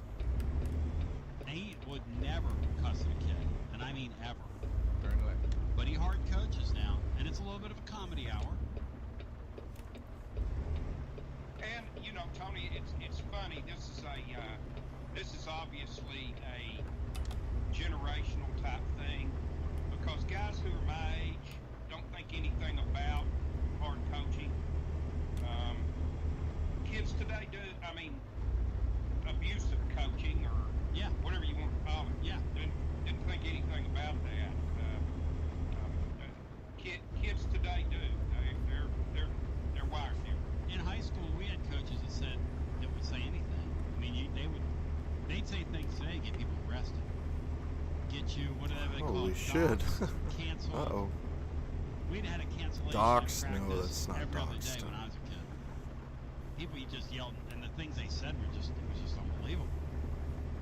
How personal and it was unbelievable. All right, we Let's gotta go be back to the phone. 1 mile. Let's get our Hell next yeah, call in. baby. Hello and We welcome. here. Good morning, Tony. Good morning. Can you hear me? Yeah. Can you hear me? Hey, good talk to you. Hey, I was trying to call in late. In 0.1 mile. You couldn't hear Turn me. right. I can hear you guys. All right, my friend. Good. Yeah. Interesting. I listened to Turn Doug right. Matthews' show yesterday. Uh-huh. He had some interesting points. He was at the scrimmage. And that's kind of interesting in itself because, you know, but not the former. Yeah. You know, he said Hype kind of come in there and watch his interesting take on it. Fulmer was there too. Yep. And it was kind of I wasn't sure I heard it, but I thought I did. Yeah, Fulmer was there. And he was there as well. Yeah. But anyway, along with what Victor said a moment or two ago about the coaching, evidently it's We're right. kind of And my honor and beauty to there's see a you. big difference in the team, obviously. And this Okay, where do you need it? No. Where do you want it? No. I'm in a hurry. Have it. Don't worry. I'm not worried about XP. Ooh, cold fever. He had witnessed, and I don't know how many he had been to, but he said overall, he said, yeah, there was some mistakes on offense. The defense definitely won the day, but he said, All right, $45,352, 1,920 XP. nice. Not a fumble, Hell not a, yes. not a pass that was incomplete or whatever. Freight And a that's market. pretty amazing for the first scrimmage, don't you think? I mean, that's positive. I'll go to Seattle. Information coming out of that. And, I'll go to I just thought Socorro. it was I'll go to interesting, Oxnard. I'll you go know, to he had San some interesting points about Diego. the scrimmage and who was doing I'll what. go to Certainly he Tucson. didn't have Cheap an opinion asses. on the quarterback who's, you know, who's I'll winning go the to day. Moab. but, Could go to her you know, second some home. of the other positions, you know, he man. talked about very positively.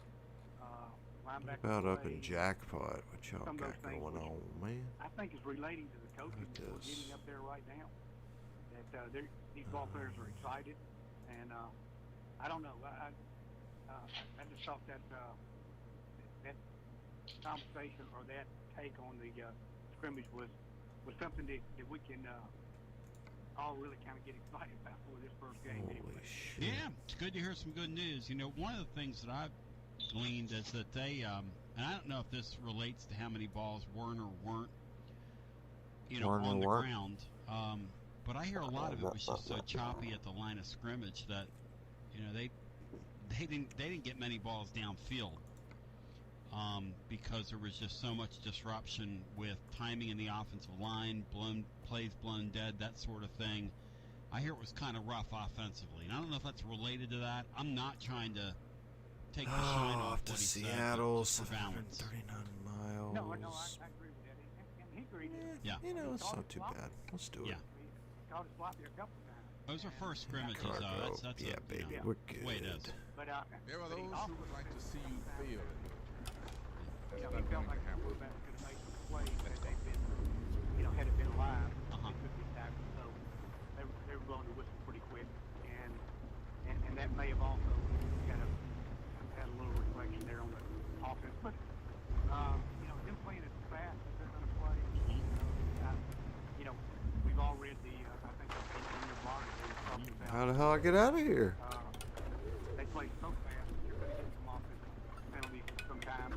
That maybe a team that plays more slowly don't get back to line. Yes. Won't be up for the first ball game. Good. Thursday night. Good. We'll see how it goes. I'm glad you're coming in, and we look forward to hearing from you after that game and maybe beforehand. But it's always nice to talk with you, my friend, and have a great, safe trip when you come in a couple weeks. I got a young ball, young guy that's doing bring up this has to be a young black man that he knows Steve Beckwith pretty good. Oh, that's fantastic. That's great, and man. I'm trying to get him to take What him in up to the the ball game. absolute hell? Guess we should have went the other way there. Well, actually, hoping he has played in the line. I know. Call the police, tell them being kidnapped. For him to have Jesus. Here we go. either a position change or a renaissance, because you can't waste a kid with that size and talent, I don't think. How far we got here? 9 miles, not too bad. Hauling some Kenworths. Of course they're calling a Peterbilt to haul some Kenworths. Nah, we like those Kenworths. Man, he wasn't a long time for the team. His junior, senior year, he did so many things for him. But anyway, What is our money Thank at you. now? Yeah, great talking to you. 1.619. I think Okay. that's going to be very mystifying for that Florence community. If D. Beckwith comes to this program, guys, and he gets lost on a team that's not a very good football team, I mean, we're okay. We should be okay this year, I think. But D. Beckwith's got to find a spot on his club. He just has to. Well, what's interesting is David Ubbin did a piece a couple weeks ago about starters and backups. He didn't even have Beckwith's name mentioned as a starter or a backup on any offensive position. Yeah, Beckwith is. Well, that just means he's being paid by the coaches to keep him quiet, Tony. They want to unveil him as a sacred weapon. That's what I think. I mean, that's brilliant, if you ask me, Tony. I mean, ain't no coach ever done that. I don't know. Guys are just quiet, don't fight for themselves. I don't know. I mean, sometimes a guy's kind of a rockhead, and the rockhead guys are never going to play. I don't hear that about him. I don't hear he's a rockhead, or I'd say that. I don't hear that he's like that. But sometimes people just get lost in these deals. Hope it doesn't happen to him. A very talented player. Let's get our next call in. Hello and welcome. Big R, guys. Hey, buddy. Big guy. Good conversation about the coaching style, didn't you? Yeah. I wasn't a football player, but most of the coaches I played under were, screamers and all that other stuff. Sometimes I think that was good, many times I don't. I kind of see both sides of the issue. I think sometimes when we evaluate it, say, well, those guys are terrible. I do think there's an element that we forget. We're dealing with young people, and not just their personal abilities, but you're having to get them to play with others, to share with others. Oh, And shoot. sometimes, this is not going to sound like a dictator, but fear is Tell me to exit, Morgan. a pretty good motivator. If you did, I weren't listening. I wasn't listening. Shit. It has worked through time. Too many damn buttons we got to keep up with. I don't like seeing kids get demeaned and destroyed and all of that. Right. But wrong or right, it has worked at times. And I think Saban is his greatest accomplishment. Even greater what he's done on the field is when he's been able to keep the media out. That's what we're trying to do. Those things out. I mean, it's almost out of this world. That guy has no leak. How you boys doing? Heard you need some Kenworths hauled. I mean, are you kidding? Hauled off to the junkyard here. The thing you never see Alabama is kids leave there, even the kids that don't work out for, bitterly attack him. You would think that would happen more. But if you think about it, it doesn't there's happen. a level of fear that this guy somehow brings There are on those people. who would like And to I see don't you know. fail in your journey. That's not going to happen on my watch. mean, I mean, think about it, Art. Can you think of a guy that's not worked out in his program, that's gone someplace else and just ripped him, like on social media? Can anybody think of that? Bri, can you? Can you be? Well, Kamara didn't do that. I don't think. No, nobody does it. I can't. I don't remember it happening. And he has had 5-star on top of 5-star on top of 4-star guys that haven't lived up to their potential. Because those are the numbers. Not everybody's going to hit. Not everybody's going to get to be a star. Not everybody's going to go to the NFL. Not everybody's going to get the playing time. How he manages that and how they keep that, well, I'd like to know. I don't know. I mean, it almost just doesn't seem possible. It doesn't. No, it doesn't seem possible. That's a great way of putting it. It doesn't seem real. Just like it didn't seem possible they could go 5 years without bad getting baby. holding Whew. call. Well, that's exactly right. No, I mean, it's, it is what it is. I remember once I was watching them play, and the other team literally ran another play, and he was still mad about the review on the previous play, and they ended up just saying, the last play didn't count. Let's go back to the one he's mad about. I believe that was in the Auburn game one time. Unbelievable. No, they don't get called for holding. That doesn't happen. I think the thing that summarizes Jeremy Pruitt's time here was the leaked, audio of Pruitt in the arrest situation saying, I've never seen anything like this play. And the truth is, he probably hasn't. I mean, he's been conditioned to a different world. There are those who would like to see you fail. What you get by with. That's not going to happen. What I would call cooperation from the authorities. Can you imagine down there? He got cooperation from police officers in a state that's their bitter rival that one time. Can you imagine down there when you're a football coach at Hoover High School, what those kids would get away with? Oh. Back in the day when Rush Brooks was down there with his dual citizenship family. Oh, I mean dual family. My bad.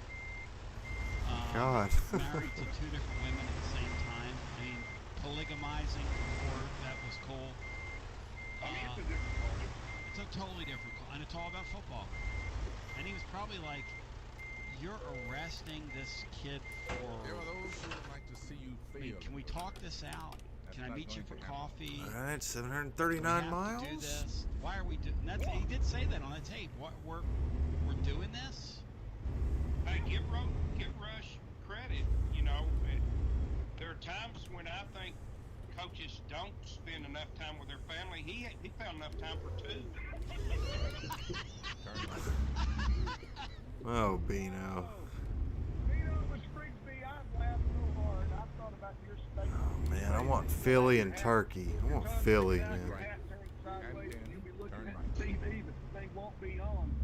I have laughed so hard about that at times, and I don't think I'm very far behind you, my friend. That's big art. I didn't mean for that to be funny. Well, you gotta laugh, don't you? Yes. One thing too about these players talking about that. Yeah. I'm glad that people are excited, enthusiastic. But it does happen every time there's a coaching change. That is true. Yeah, but we've never stayed up all night. Good point. Thank you. Good point. 60-point outburst. Well, 4.5-hour football game. We've never done it. And we're doing it for the Josh Heupel era. We're ushering it in style around here, buddy boy. Well, go for it. But the players, a lot of times you always hear what's working out. Yes. I mean, at this point, a good analogy is we're so desperate. We're putting out on the first date, basically, is what we're doing. That's all we're doing. Putting out on the first date. And there are people right now that are probably going, this Heupel guy's a moron that are over there. That's just, that's human nature. It's the numbers game. My family didn't agree on where to go to lunch, so I can't imagine. That's right. You got a whole football thing. The kids out there, though, that are talking do love this kid. And behind the scenes, I hear it's much more of a teaching-type atmosphere. A coach you and I were both familiar with told a guy one time, he said, look at blank. He said, I saw you with your girlfriend the other day, and you're even an underachiever off the court. Now, do you find that demeaning? Probably in the context. If they're joking. If they're not, they're starting to get there. I've heard worse. Oh, no question. But that's the kind of stuff, you know. You say stuff like that today, I don't know how kids take it, but back in the day, that's the way it was. I mean, how are these people coaching or teaching at all on the city level? Hats off to all you school teachers. And I agree with there. that. I agree with that. You're dealing with, I mean, people they'll record your conversations, edit them. I agree living in crazy times. I agree with that. I'll get out of the way. I've enjoyed the program, Bill. Oh, no. God bless the teachers. God bless the coaches. 865-200-5402. Except Nick Saban. He's had enough smiling upon him. Come back. Oh, shit, of course. Everyone's workplace is changing, and Office Furniture Outfitters is here to help you roll with the changes. Whether you're moving your office, rearranging, or setting up a new office at home, or wherever, OFO has what you need. New and used options in stock, ready to go. Desks, sit-to-stand desks. Numerous desk chair options, bookcases, you name it, here and ready for you to pick up or delivered right to you. Check out the in-stock options on their website at ofonox.com or click the link at tonybasilio.com for more. And if they don't have what you TonyBasilio.com, folks, tclub.team, iOS, Android app, Tony Basilio Show, 11 to 1. With a third hour most days, that is must listen. Deliver right to you and set everything up. Or we can work with you remotely, live and local for over 25 years. Office Furniture Outfitters. Call 524-3003 or visit ofonox.com. Office Furniture Outfitters. Basilio here for Knoxville Real Estate Group, a part of Realty Executives. If you're looking to make a move now or 6 months from now, you need a good strategy. Whether you're in the first quarter or fourth quarter, you don't want to be stuck having to throw a Hail Mary. Knoxville Real Estate Group can put together a winning plan for you. We're joined by our coaching staff, Shay Bain, Tanja Doty, and Steve Doty. Who's the head coach here? I don't know, Tony. First of all, it's Tanya. She likes to call all the plays. Shay, what do you got to say? Well, the bottom line is the head coach is really our client, because whether you're buying or selling a house, you're making the call. Knoxville Real Estate Group is here to coach you through the experience to maximize your investment on both ends of the deal. How about it, Tanja? It's Tanya, and we love winning games for our clients. Knoxville Real Estate Group, we've been doing that for over 15 years. No one is dropping the ball on our team. You tell them, Tanja. The bottom line is we're homeowners just like you. We're part of this community. We are the hometown team. When we see you around town, we want to see you with that winning smile. So who's the offensive coordinator here? Look, Tony, the important thing is rates are terrific this season, so you can buy more house for your money. It's easier than you think to buy or sell a house right now. Right, and we stay on top of the market, put together a game day strategy, and are always ready to make adjustments to give our clients an offensive advantage. For a home team victory, Knoxville Real Estate Group is the winning call. Online at knoxvillerealestategroup.com. See the link at tonybasilio.com. Life never stops moving.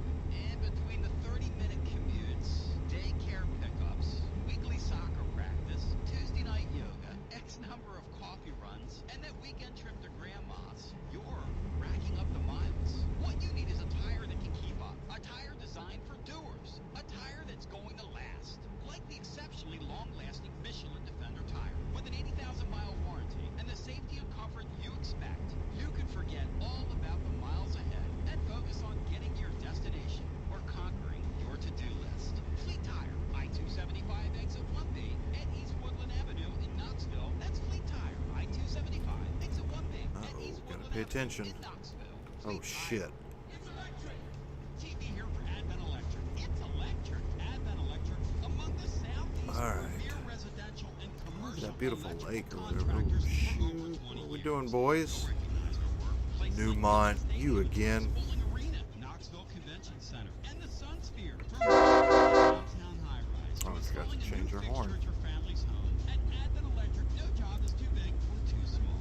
Homeowners, is your electric bill through the roof? Let our team of service experts show you the latest trends in lighting and LED fixtures that'll make your home more Wild energy Horse efficient, keeping Reservoir. your hard-earned Hell money yeah. in your pocket. If you're an electrician, we're always looking for quality individuals to join our team, including competitive pay and benefits. And business owners and managers, let Advent's facility maintenance team help you with all your ongoing maintenance issues. With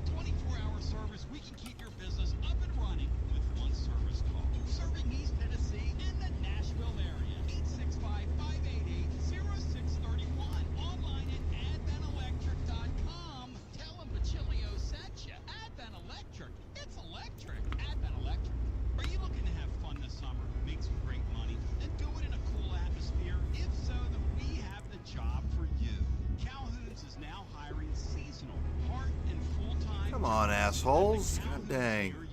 The decks and Calhoun's on the river and the Tiki Hut in Lenore City are open, and people are ready to get out and eat. What a great way to make some awesome money at a fun waterfront restaurant serving a great crowd.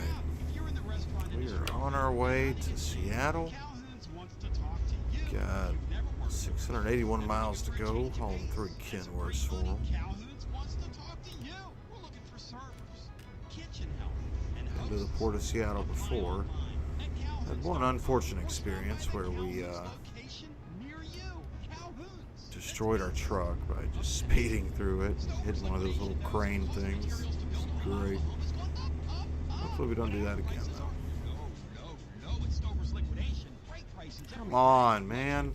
Starting at just 69 cents per square foot. Refinish hardwood flooring starting at just $129 per square foot. Appliances 40% less than you pay at the big box store. Just in, beautiful 3/4 by 6 pre-finished hardwood flooring. Several great colors. Get it before it's gone. Come shop us in Oak Ridge or online anytime at stoversliquidation.com. Stover. Brian Hartman, the last 20 years, your favorite Tennessee football player is?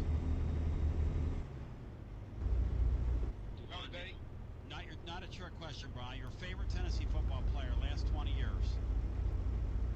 It could be Juwan Jennings. It is Juwan Jennings. That's Brian's. Oh, Eric Berry. And here to break it down scientifically, all lines jammed, they will stay throughout. Stay right there. We're going to visit with Oscar Aparicio for a couple minutes here. Covers the 49ers. Better rivals. Last 20 years, though, man, that's a lot of good players. On a team that's breaking in, perhaps a new quarterback and Trey Lance. Other changes that they've got going on. Casey Clausen, Travis Henry, Travis Stevens, John Henderson, freaking Albert Hainsworth. That's early 2000s. Kevin Simon, Kevin Burnett. So many good ones. Oscar, I welcome you in. Thanks for joining today. How you doing, my friend? I am doing swimmingly. We've got real football. Juwan Jennings is getting meaningful snaps. It's a good day. Tell me about the emergence of Juwan Jennings and just since he's come out of Tennessee, his journey there into hopefully relevance with the 49ers. Well, the 49ers drafted him in the 7th round, and immediately when they drafted him, I thought they would have gotten a pretty good deal there in the 7th round. He was someone who projected to go a little earlier on day 3, but he had sometimes that step after the draft. You roll up tape, scouting, and he had basically, power, balance. He's very cagey and really is kind of savvy, and he did some really, really wonderful things with that. I'm sure y'all know at Tennessee, and it was kind of a crowded back end of the wide receiver roster for the 49ers last year, and ultimately he ended up going on season-long injured reserve. I would imagine it wasn't an injury that would have kept them out of games all season long, but the Niners do this sometimes. They put you on IR behind statue for a year to give you effectively a redshirt year. And that's what it was for him. He didn't go the first couple weeks of training camp this year because he was on the COVID list, but he came back, he practiced for 3 or 4 days, and he got a lot of snaps in the preseason game, and he showed in the preseason exactly why I thought he might be a great pick for the 49ers. He was smooth, he showed power, he had a couple of catches, got some yards after the catch, and I think that he could be, a slot receiver that could develop into something really meaningful for the Niners. It's really interesting because he is, I guess, competing. I don't know if there's a... Down to 630. You probably have to stop around the 200 mile, 150 mile mark to sleep. Oh shoot, we're getting low on fuel as well. Keep an eye on that. Let me see real quick where the closest I almost said gas station is. Is there anything like not so far off the road? The guy is just a physical specimen. He really is. And he really embodied the type of team that Shanahan wants to put together. Shanahan wants to put together a bully. A bully where you're going to play with your high safety. Great, we're going to run it down your throat. Oh, now you're going to safety down the floor to get about the run. Cool. Well, guess what? My running back can also play wide receiver. I've got a really big spot. He's going to be blocking the run game, but he can also go make a catch over the middle. He wants to play that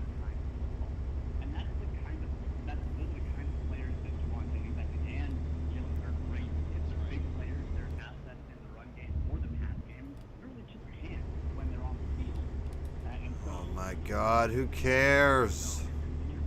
He had an impact rookie year, toward the ACL the next year, and just a couple days ago, I think in one of the post-game pressers, Shanahan said that it's difficult to make the team effective when he's running out of chances. Yeah, kind of held out of practice because his knee was bothering him. So it's definitely been an odyssey, and I do think that he's on that level, and it's going to be tough.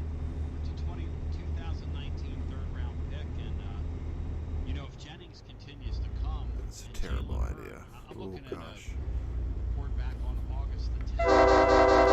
Kyle Shanahan. Go, you asshole. Time is running out for him to make an impression with us. He didn't practice today because he didn't feel right. Speaking of Jalen Hurd, it isn't every day that those teams leap over third-round picks a couple years later. But in the NFL, they will do that if they've got a suitable replacement. So the question becomes, what are Jennings' chances, do you feel like, today as we sit here to make that roster? I think he's similarly on the level, but his chances are rising. I think the more he does, in fact, when he did the preseason game, I mean, he caught a couple of quick screens, got the first down on both of them. He caught a longer pass from Josh Rosen in the third quarter. Jennings' game is not one that's predicated upon speed. It's not he's not going to blow by you, but he is just savvy. He's got this engine still when he's got the ball in his hands. And what system would he shine in? A system like Shanahan's that gets him the ball in open space, that can let him run and Come on. through people, as he did so many times in college. 50 miles from the gas station here. The diesel depot. Sounds cool.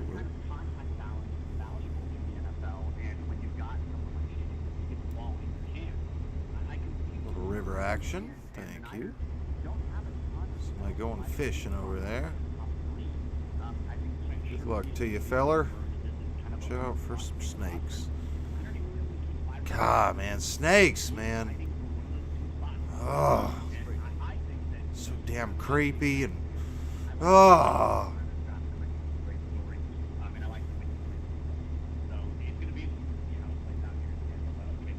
Oscar Aparicio joining, talking about Juwan Jennings and his fight to stick with the San Francisco 49ers, which everybody listening to the sound of my voice, I don't care if you cheer for somebody else, we love guys like Juwan Jennings who respect the opportunity they have and what they're trying to do. And let me grab Bino Jeff Henderson. Jump in here with Oscar Aparicio. Bino Jeff.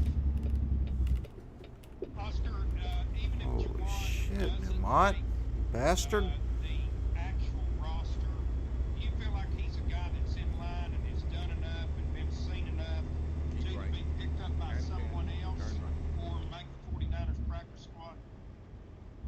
I don't know that he will be picked up by another team, but I think he's assuredly a lock for the practice squad if he kind of makes it all the way to final cut.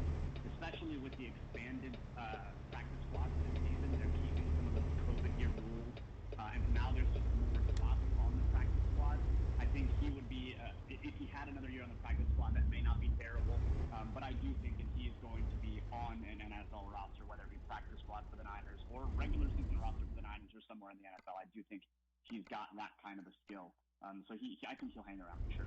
Oscar, if folks want to hear you and learn more about your podcast, how do they do so, my friend? Well, you can go to Better Rivals. Actually, go to the Patreon, where we do most of the stuff. But all where you get your podcasts, it's going to be free to listen to Apple Podcasts, Spotify, Stitcher, all those places. Search for the Better Rivals 49ers podcast. If you want to see Juwan Jennings scouting report, actually, we put together a cut-up when we drafted him. Things we thought he did well. That's going to be on our Patreon. That's patreon.com/BetterRivals. Brian, jump in here with Oscar. Final question. Hit it, Brian. What quarterback would he Turn right. would showcase his skills more? Would it be Trey Lance or Garoppolo? That's a good question. So I actually think his skills would show off a little bit better with Garoppolo. Alright, come on now. How far are we from there? 13 miles, okay. Well, I mean, the screen passes at the top of Lance, or the screen passes that cut in the game were both from Lance. But Juwan Jennings is someone who's going to really make people pay in the middle of the field. You're going to get those spot routes, you're going to get the screens, and that's what Jimmy Garoppolo does really well. He works the middle of the field, those dig routes, the intermediate areas, and that's straight. receiver. He's not going to kind of, run to the outside and beat corners that way. So I think he probably would shine a little bit better with Garoppolo. But, there's a reason that we drafted Lance, and that's because he can do all the things that Jimmy Garoppolo can do and then some. So I think as long as he's got the ball in his hand and he's lining up a defender, it's going to be lights out for that defender, and Juwan Jennings is going to be able to show his best. Oscar, our best to you. If folks want to follow you on Twitter, how do they do so? And thank you for your time. You can follow me at Better Rivals. Thanks for having me on. It's a pleasure. Lee, it was unbelievable. Breaking it down scientifically. Oscar Aparicio. For a baseball player with that name, being star. The great Louis Aparicio, shortstop for the Orioles. Keep right. Speaking of a great one, and I do mean a great one. Where is it? We got a text from somebody that reminded me. In 0.1 miles. Turn left. Gosh, Tony, why do I always choke? I choke on here so much. Turn left. Such a choker. Hello and welcome into our next call. Yes, sir. I've got just a couple of things for you on your specials here. First off, you've got to have the midnight special featuring Titans-Bill and Al Brown. Al Brown and Titans-Bill on the midnight special. Well, Al Brown, that's a lot of prune juice for Al Brown to be up past midnight. Well, there's certain things that would be a highlight for all your fans, and I think that might be it. I guess we'll go ahead and sleep here. It won't hurt. Poor Al Brown. Just Bino, get it out of the I think Al way. Brown just got goofed on here, Bino. No. I'm thinking there's lots of marketing on it. Interesting. Second thing, Matt Block made me think of Daryl Monica in the Raiders back in the 60s. Maybe Tino can remember a little of this. I don't know if he's older than me or not.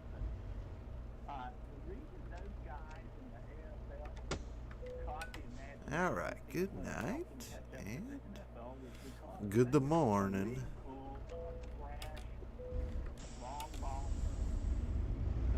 Need some money. Fleming leveled up. Thank goodness. He's probably our worst driver. Came out of retirement to haul for Yeehaul Trucking Company. Jose leveled up. Nice. How do we get out of here? Up to 1.67. Get another 71,999 after this one. So inching closer to that 2 million mark. That was the longest night of my life. It's a very good analogy. 547 miles to go. And we should be good on sleep and fuel. That was the To longest get night. there, we are good. That was the longest night. Shut up, Morgan. Yeah, Daryl Monica, the Mad Bomber, he was fantastic. You're right. In 0.1 mile. Turn right. Another thing I was thinking about with Matt's blog today, and I mean to talk over Turn you, right. but, Matt's blog got me thinking about how people don't realize what they're in for here. This guy throws the long ball more than anybody in the last 5 years at several different stops, which means he's going to throw the ball long here. And you think about a long pass at Neyland Stadium when it's developing and the way people come to their feet when they see that receiver has Oh, that it's DB, beautiful. and they've already looked off that safety, and that safety's on the wrong side of the field, and you can see that thing coming. There's not a more fun play in all of sports to anticipate than when that ball's in the air and it's about to be caught. It's like, to me, it's the equivalent of you go to a major league game and you see a ball in the air and you know it's leaving the yard, and everybody's on their feet. You just have that air of anticipation that thing's going to leave the yard. Uh-oh. We're all going to celebrate, and it's kind of the same kind of feeling. And these guys love ripping the top off defense. It's going to be fun to watch. Yep. I agree. Again, that blog just made that. Can't find the right adjustment for Excellent this. connection by you, the Mad Bomber, Daryl LaMonica. Thank you. Was his first was the offensive coordinator out there? I know Sid Gilman was with San Diego.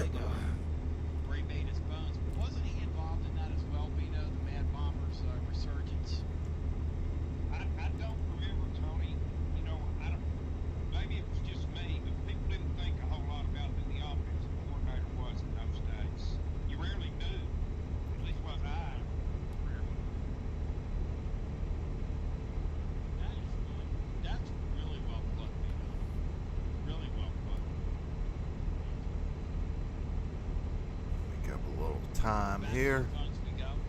Break the law by speeding. That is a really excellent point that gentleman just brought up. If you want to join us, an opportunity for you to get in with us at 865-200-5402. No. 52 past the hour. For those joining, Why did it crash? And you're just maybe you're just tuning in. What? I had an announcement earlier that you'll be hearing more about as we go, but we've got, shall we say, all hands on deck on this deal. And I want to encourage you to spread the word for us, Thunderbird. We have two announcements this week. And the first one that I broke on you today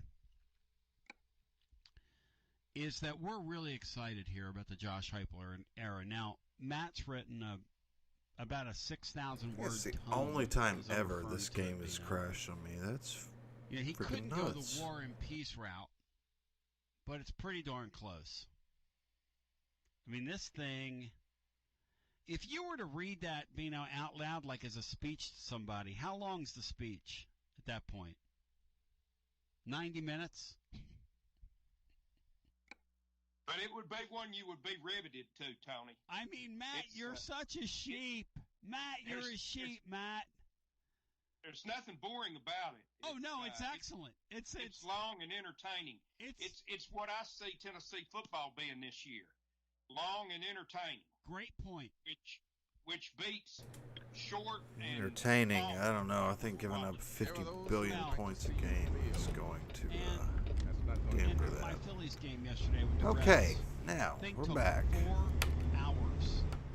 543 miles away. Looks like we lost a couple of miles due to that Just rude crash. First ever crash. Unbelievable. Sad it happened. Phillies 2 out of 3 over the weekend and knocking the Phillies out of first place. And the Reds are alive and kicking in that wild card race. Reds have a very good offensive baseball team. Make no mistake about it. Your Basilio show really excited about the Josh Heupel era. How excited? We decided, an idea that my wife Laura came up with, we're going to celebrate by staying up all night. Here's that wreck up here. 3 cars. What more would you expect from the show of record in volunteer country? Because you know that if it happens right here. The entire cast and crew is on deck, bringing the new era. What the hell did we with a hit? special all-night marathon edition of Garza Law, Tennessee football. What was that? Reaction immediately following Tennessee and Bowling Green. As soon as Tennessee Bowling Green goes final, we're God, up all I can't night get this celebrating into the next morning's Tony Basilio show with you.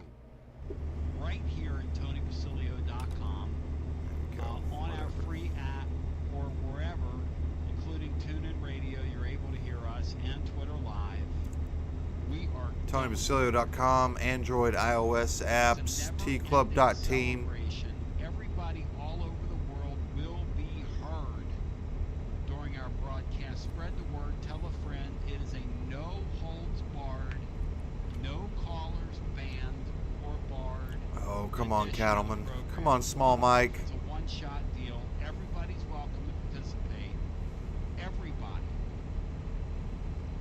is welcome for our all-night celebration of Tennessee football. Thursday, September 2nd into Friday, September the 3rd.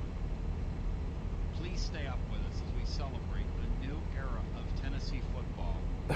Ding we're dong. The Gump going is really gone. quick. The Gump is gone. The Gump is gone. Ding dong. The wonderful Gump is gone. Honk. Tennessee all night, up all night, presented by Marcos Garza, Garza Law Firm, Tom Marine and my friends at Smoothie King, Dr. Tom Rogers, Performance Medicine, our friends at Miller Lite, and your best on-air team in America on the best post-game show ever heard, serving the greatest fan base on God's green earth. It's Tennessee up all night. Tell a friend. Go back to the phones. 865-200-5402. Again, 200-5402. Let's get our next call in. Hello and welcome. You're live on the air. Tony, this is Gary. How you doing? Hey, Gary. Good to hear from you, buddy. Hey, that's an awesome thing that you're doing. We try around here. I'll be up with you till about midnight. I'll have to go to work the next day, Tony, but I'll hang out with you till about midnight or That's so. nice of you. Thank you, Gary, because the game's going to end at midnight. So you'll be Okay. you'll be right there, Okay. Gary. You'll be there for about 5 minutes with me. Okay. Maybe I'll hang around till about 1 o'clock. No, you're all right, Gary. Hey, listen, you do what you can, buddy. You know what I mean? That's a beautiful thing, Tony. You guys simply are the number one post game show. Well, and, here's the deal, Gary. When you get up the next day, the good thing is we'll still be going. Hey, there you go. Maybe I will go to bed and I'll get up at about 5 or 5:30. There you go. I'll call in. And Hey, you'll have get to breakfast. hear what the with carnage. Julio. Yes, you'll get to hear what the carnage sounds like. And hey, I've tried to do a morning show for years, breakfast with Basilio, some way, shape, or form. Perfect. Yeah. Except that I hate mornings. Yeah. I will say this. Yeah. I am more excited about this year and the unknown factor. We don't know for sure what we're getting. But I am more excited about the unknown than what we have been dealing with probably for like the last few years, you know?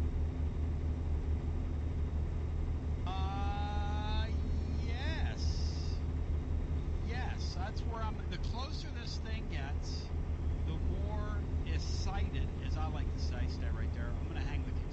Hang with me, Gary. I want to say to the radio listener, we're getting ready to leave you.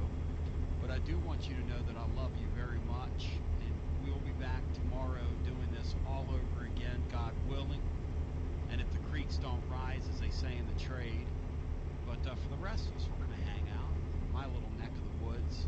And we're going to break it down scientifically in this hour. But Gary's brought up a great point that we can talk about here. Love you. God bless. WJVE 1040 AM, 99.7 FM. Translator W259AB. Powell, Knoxville. So, Gary, you've got a really excellent point there in terms of the unknown and kind of the power of that. But that's one of the things that Matt talked about in his great blog post today over at tclub.team is that this guy's offense is going to be appointment television. It's going to be really fun. This is going to be fun. I don't know how many wins we're going to get. I don't know. But it's going to be fun to watch. I don't know how many wins, but at least we've got a little bit of hope, Tony. You know, in the past, at least the last 4 or 5 years, there ain't been much hope. The most successful Tennessee offenses of all time, folks. 2012 and 2016. Look it up. Look it up. Remember those years? Remember them? At least, I mean, you're I sure do. And you know me. If I didn't feel that way, I wouldn't be saying that. No, you wouldn't. So, but I'm feeling hopeful. That would be my word that I describes me for this season is hopeful, and more hopeful than I have been in at least the last 4 or 5 years. So, I will say one other thing. I listened just Beautiful sunrise over the glorious mountains. Oh, we got a vehicle pulled over here. Let's get over. Let's give that state trooper some space. That was spectacular. That movie is one of my favorite movies of all time. And then the way they did that with the players coming out of the corn, that was incredible. That was a great baseball game. It was an incredible baseball game, especially because Bino's guys didn't win it. But Bino, share with him your thoughts on the Field of Dreams game. I thought it was fantastic, and I'm not one that generally goes in for those type of exhibitions, but I don't think that they could have done it any better. It was just perfectly put on, and then the It was game, beautiful, yeah. The game matched it. Kudos to them. In its drama. I commend really that they cool. did. Should make it an annual occurrence. How are you liking the starting first baseman? I really like him. I think the Yankees have been kind of void of all-around baseball players.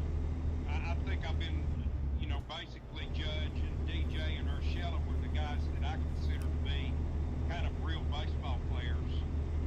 And the others were just hitters that they shoehorn in somewhere. Rizzo is a baseball player.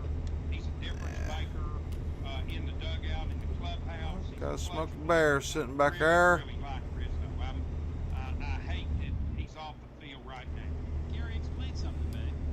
Why are the Cubs, who are in a major market, who have all that money from the Ricketts family, why did they sell all those players? What did I miss? Well, I think they spent a little bit of money on the front end of this thing in 2015, 2016, and they basically won a World Series. At that point, I think they just decided that we're going to make as much money as we can. And they have focused on, if you've been to Chicago, I think you have, Tony, you've been to a game there here in the last year or two. Come on. They have bought up all of the land in Wrigleyville. That's exactly right. The properties around that they have made. Yep. They have made the focus on Wrigleyville and the experience. They have put all of their money, all of their investment. Alright, what we're looking like here. 392 miles separates us between about $72,000. Hell yeah, don't have to sleep, don't have to refuel, re-diesel, fill up, whatever you want to call it. We're good to go. Let's get Aunt B wide open. We're rich. We don't care about no damn speeding tickets. Keeping her wide open. Come on, baby. Go ahead and put on our temperature gauge.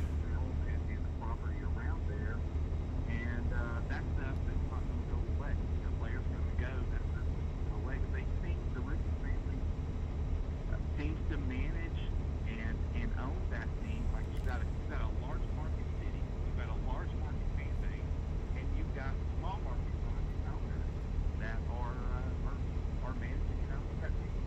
It doesn't make any sense to do it. I mean, just think. I was thinking that over the weekend. They did a Charlie Finley Oakland A's sale of the late 70s. For what reason? And like Bino said, like with you guys, Oh you shit. hold up the Yankees and get Oh like great no. players out of their system. They just traded their guys away. They didn't even make great deals I for was those worried players. that would happen. Really strange. I cannot. Oh no. I Dang it, man. Now, I will tell you this. The Smokies just called a kid up playing third base for them, this Davis kid. Now, I went with Bino Jeff Friday night to a game, and that is one hell of a good-looking player. Brennan Davis? He's a hell of a player. Boy. You talk about looking at him. I think he plays center field. What's the third baseman's name? The trucks didn't take any damage. The Damn it, man. third baseman. That's what we get for saying we're going to go wide open. What are we doing? Sorry, Aunt B. That was our fault. I got scared. I got nervous. The eyeball test, Gary, if he passes that, Boy, his swing, man. He can really hit that Davis kid. Wow. Yes, and I've been up there a couple of weeks ago to a game on a Friday night, and he went like 3 for 4, and we lost, of course. But you could just tell the ball just sounds a little different coming off his bat. Just the explosions through it. But and speaking of the Smokies, I'll say this, Tony. I know that they're going to build a new stadium down there. Yeah. Wouldn't it be great if somehow they incorporate? Alright. Well, after that little mishap, we're down to 345 miles to go. Slowly but surely getting there. Hopefully we don't have any more hiccups like that. I appreciate you. Thank you. See you guys. Maybe bring one of those buildings and put it out in left field. Let them like break windows with home runs. Danner Knitting Mill, wasn't it? like Cannon that. knitting mill. That's exactly what it was. Tony, I agree with Gary's point about a new beginning, fresh start. I know we're not good at them. We haven't been successful at restarts since the end of the former era, but it gives you a chance to remove the clutter from your mind of the recent past, and it gives you an opportunity to heal a little bit, let your fans' heart heal a little bit, and start over. So that is exciting. It's always exciting. People need to heal. People here have needed to heal. I sense they're healing. We're starting to talk about football things, and that can't be bad. Baseball success has helped that. I agree with that. No, don't make me stop. Please don't make me stop. I want to For stop. those that let it in, it Dang brought so it. much joy. I agree with that, Brian. I really do. I also think it gave everyone something else to focus on, and that's why you didn't necessarily see a whole lot of football anticipation from so many people so early as you normally would, because you had something else to focus on that was successful. Or, more to the point, Brian, football dread. So, but a lot of this is going to be contingent upon getting a quarterback that can play, and do we have one? All And I right. don't know the answer to that. Certainly, that last scrimmage did not answer any of those questions. So we'll go back to the fence. Look, I continue to say, I'm going to write it tomorrow in the blog. Heading into the scrimmage tomorrow, the number one quarterback out there is Milton in their eyes. Those are the rankings. Number 2 is Hendon Hooker, and number 3 is Bailey. And I don't know Is it Herndon or Hendon Hooker? Hendon Hooker. Let's go back to the phones. Herndon. Who's calling him Herndon? Luke called him Herndon. Let's go. Let's go back to the phones and grab our next call. Hello and welcome. Hey, Luke. Oh, shit. You're right on time. He was just Brian sounds like he was just talking about you. Well, you talk about healing there. I've been healing there, kind of licking my wounds, and some of them shots that took at me there last week. Luke, what? Talking about up there is that Morrell kid. A Morrell, nice player. Christopher Morrell, Yes. He'll be a fine player. Is Morrell the kid that is he the one that just got called up? I believe he just got to, it might have been down there with the Pelicans. He was. He was with the Pelicans at the beach. He had a long home run his first game up there. I know that. Yeah, I've got two candidates, though, for this. Before I get to my candidates for this, I'm on out of there. Silio, you've been having musical talents there in the background. You got a lot of options there, but there's a lot of songs. You look at song titles up online, you got the great back. You can just play. Oh, shit. Ronnie Wood did his Oh, come on. What are you doing? Get the Sean hell off the road. name? Or spell it?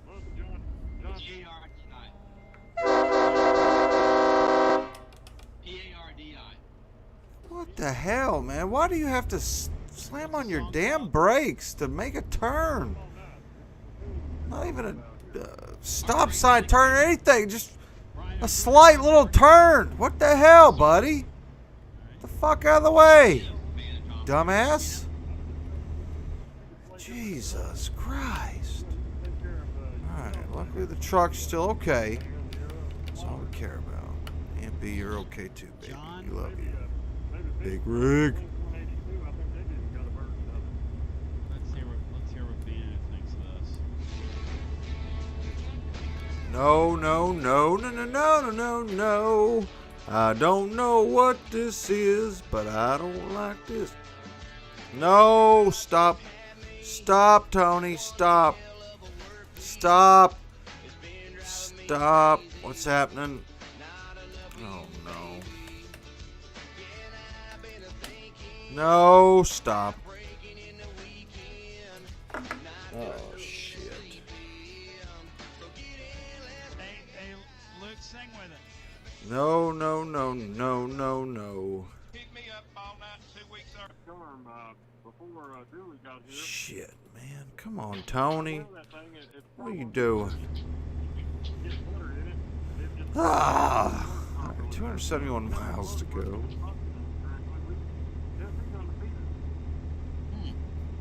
Boy, that song, I did not enjoy that song. This is the official review of that song. I mean, that song was like, I just think that modern country is bad rock music. That's all it is. The bands are bad, the singing's bad, the lyrics are bad. And that's been our official review of that song. Hashtag fair use. Bino, you for it or against it?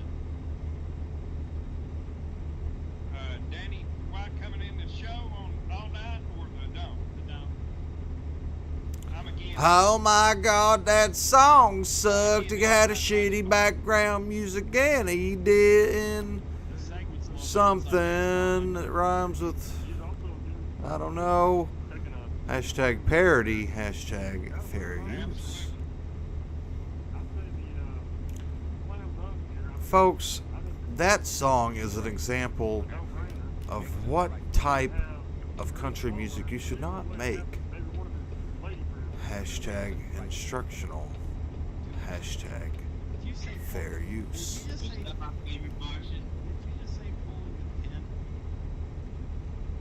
No. He said one of his lady friends. Doing great, Aunt B. Good job, baby. Keep it up. Oh, shit.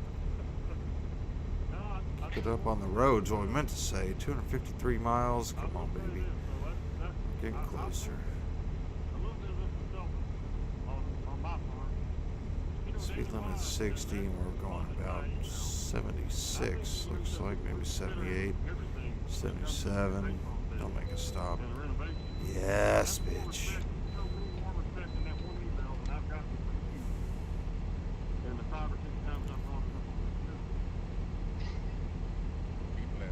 Well, look, I want you to know something. I respect your takes and your intellect, Luke. No question. You have proven yourself on here. You've proven yourself on here worthy of respect, man. I think I hear a 5-4 through. Oh no. You want to count me down, Luke? You know, if I come in there to host, I sure would like to count there. Oh, hell yeah, Aunt B. Get it! We are wide open here in the interstate or state. We're on the interstate of the state of Washington, heading up to Seattle. 220 miles to go. Thanks, Luke. We are making great progress because Aunt B is a beast. Peterbilts are a beast.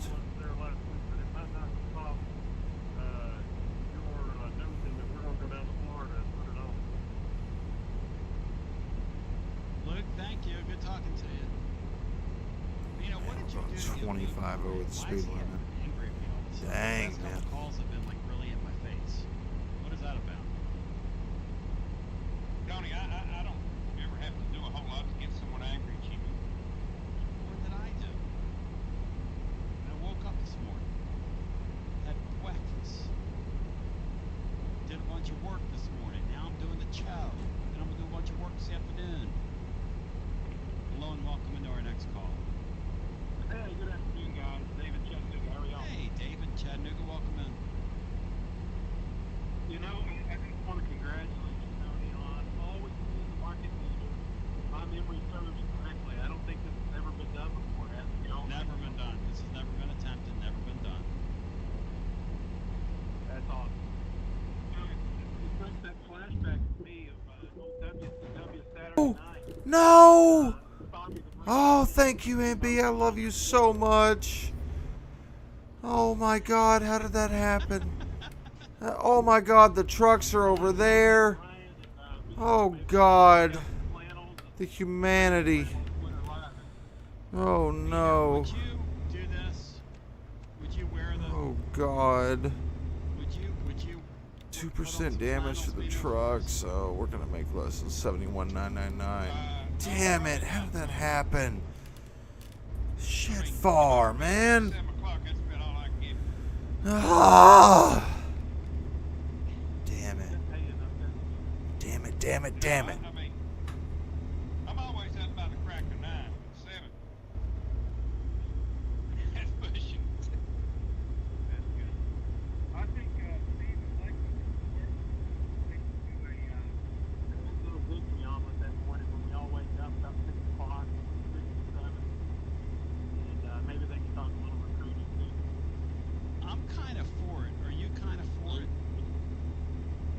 I'm kind of for it. We're going to do a little recruiting. We're going to do a little... I'll tell you what, in the middle of the night, anything and everything's liable to happen, right? You know that thing's going to get wild in the middle of the night now. Right. Thank you, brother. Well, when I hear people talk about how bad Terrible. you know, obviously I get all that different things at Georgia State. And then I realize, you know, JG and Pruitt aren't here anymore. And so I think we're going to have a lot to celebrate that night. I think we're going to score a lot of points, air it out a little bit. Looking forward to seeing those running backs play. A lot to look forward to. A lot of hope to be had this early in the season. Well, you know what's a really good point you just brought up that you didn't stop to think about the era we just lived through in Tennessee football, but Alright, 160 miles. Come on, baby. East Tennessee State. Let's just get there and finish it. Film with Garantano, and they were going, we can beat these guys because they can't score 30 points. We can beat if we go in there offensively, we execute. We can beat these guys. You know that's what those Chattanooga State kids were thinking. Chattanooga State. Or Georgia State. There was a buzz around that. There was a buzz down there back then, 2 years ago. Yes. Of course, Tennessee is a bull in that. There was a buzz. Really optimistic. Oh, the Chattanooga kid. Oh, yeah. I mean, you know, when you were as bad as we are offensively, there's not a game that's out of reach. There's not an opponent. You know, when you're that bad offensively. I think given the scoops of those games, I don't know that was realistic even then. Bad offenses. Yeah, but the point. I think that TSU game wasn't it close for like a quarter and a half. I'm telling you, on paper, when teams are looking at Gitmo back then, because you know the opponents are looking at him going, this damn guy sucks. You know they were. I don't know there was a team we played where you could have put the opposing team's quarterback, put him on Tennessee's team, he could have done exactly what Garantano did or better. You are exactly right. And the sad thing is that I, unfortunately, would say stuff like that on the air at the time, and people would get so angry with me because we were telling the truth.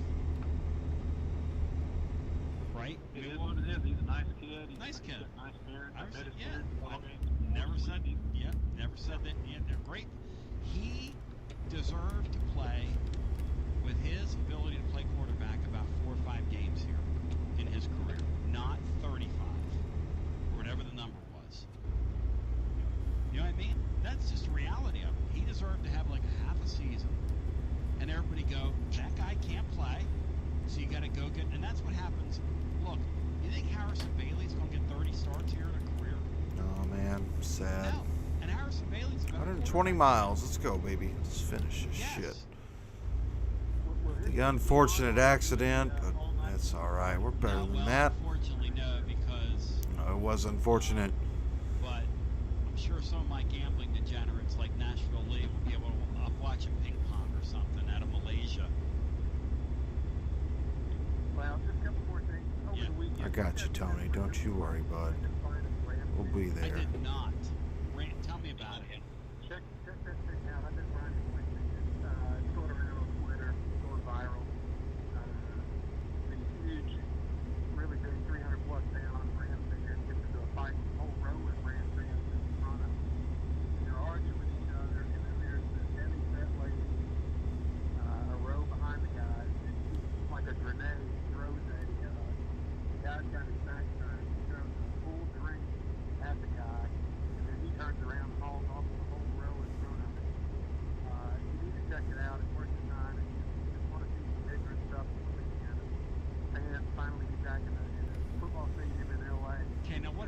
this guy, somebody throw a drink on him. 98. Come on, baby. Don't make us stop. We're so close.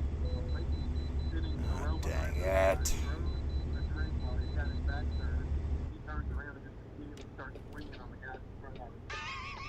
So she started the fight. Yes. He's trying to hold it back. That was the longest night of my life. That was the longest night of my life.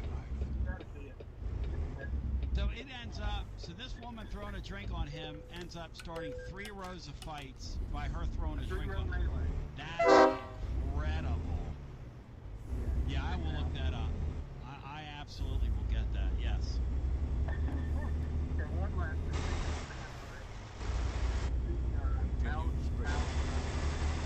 I hear that thing was absolutely incredible. No, but I mean it. I've been meaning to get a chance to look at that. When you do check it out, I'm a Pistons fan, and I remember watching it live the night it happened. And me and some buddies were working out and had it on the screen in there. I watched it. A Friday night. I remember that. It was a Friday night. I watched it too. I watched it live myself. Friday night. I remember seeing it live. That's right. And it was All right, come on, MB. We're almost there, baby. 82 miles. Gonna be here before we know it. Unfortunately, had that stupid accident. Caused 2 damage to the cargo, so we're gonna lose a little bit of money, but still should make over hopefully $65,000, which will put us over the 1.7 million mark, on our way to 2 million. Hell yeah. Business is growing. Yeehaw's booming. Yeehaw. For all your hauling needs. Except for Fleming. Poor guy. He's the one who ends up getting the title out of it. Not Rick Miller, not Jermaine O'Neal, not Peter Jackson. It was all right there. Wow. So interesting. Huh. Pretty crazy. Appreciate you. Thank you. Well, the thing that's always gotten me right is like the line of demarcation from events like that. So that's got to be a great documentary if they went deep like that and said, okay, all the guys were involved in this thing. What became of their careers? What became of this guy's career? What became of their season? You got all these different forces and factors at play. Sports are taking it in a vacuum, I guess.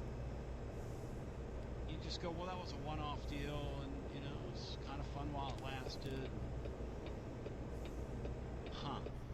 I'd like to see that. Have either one of you guys seen the documentary? I've heard good things about it. I haven't seen it, Tony, but Tony. that certainly piqued my interest. Down to 44. Let's go, baby. Let's get that freaking money. Hell yeah, B. We're going to be at the other side of the map, so we're going to have a lot of potential to make a lot of money on our next delivery, which unfortunately will not be tonight. Kind of ended after this one. May come back with a little police sim. I'm not sure. Let's see. I don't care who the quarterback is, but like, how come nobody really wants Hooker? You either have like Bailey fanboys or Milton fanboys.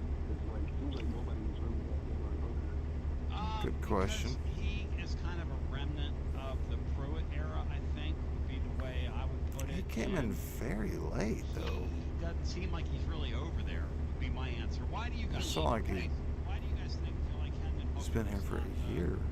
doesn't get any like pop from our fan base, which he doesn't, by the way, which is a really good point.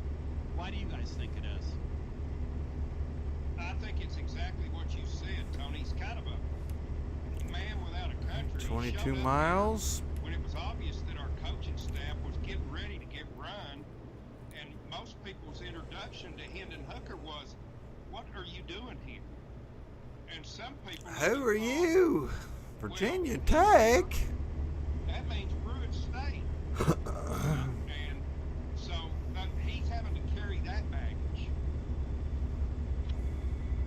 But Bailey's also from the Pruitt era.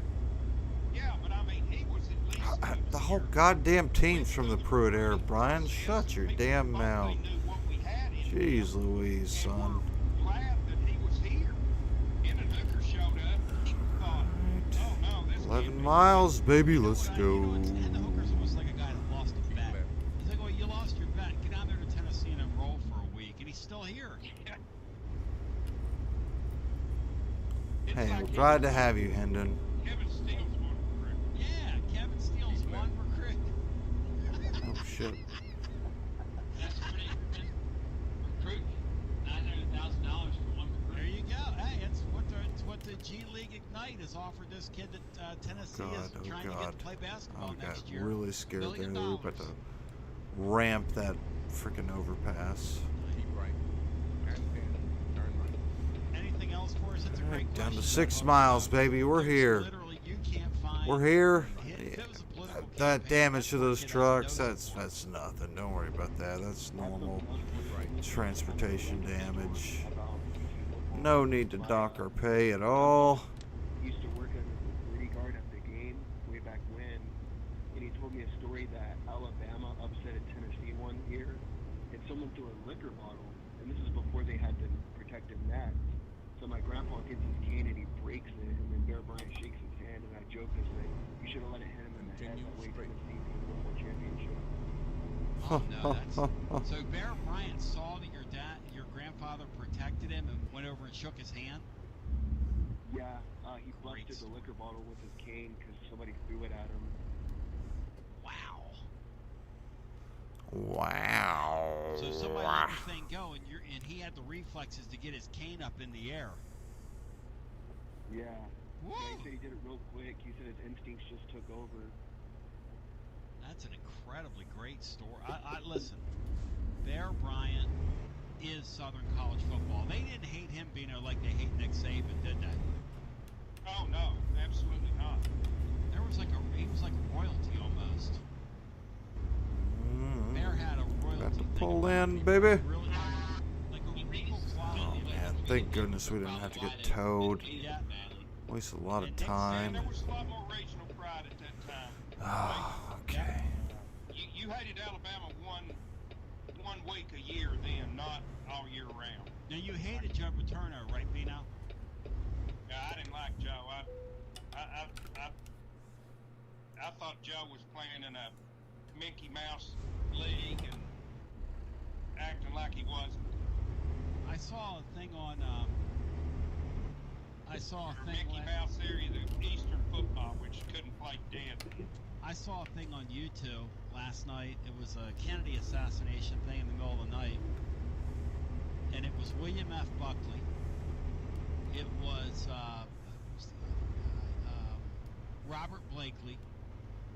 And the third guy, Bino, is some professor. I'm gonna send this to you. The dude he's got these Joe Paterno glasses on. And he's talking in a Pennsylvania accent. Let's see how much we and get he keeps here. saying to that Blakely guy, would you let me finish? Let me finish. He sounds just... He looks just like Paterno. It's actually a pretty good show, though. One of the 100 million things on the Kennedy assassination, which I watched them all. Here we go. There's a new one up. Get that by the money, way, baby. That you need to check out.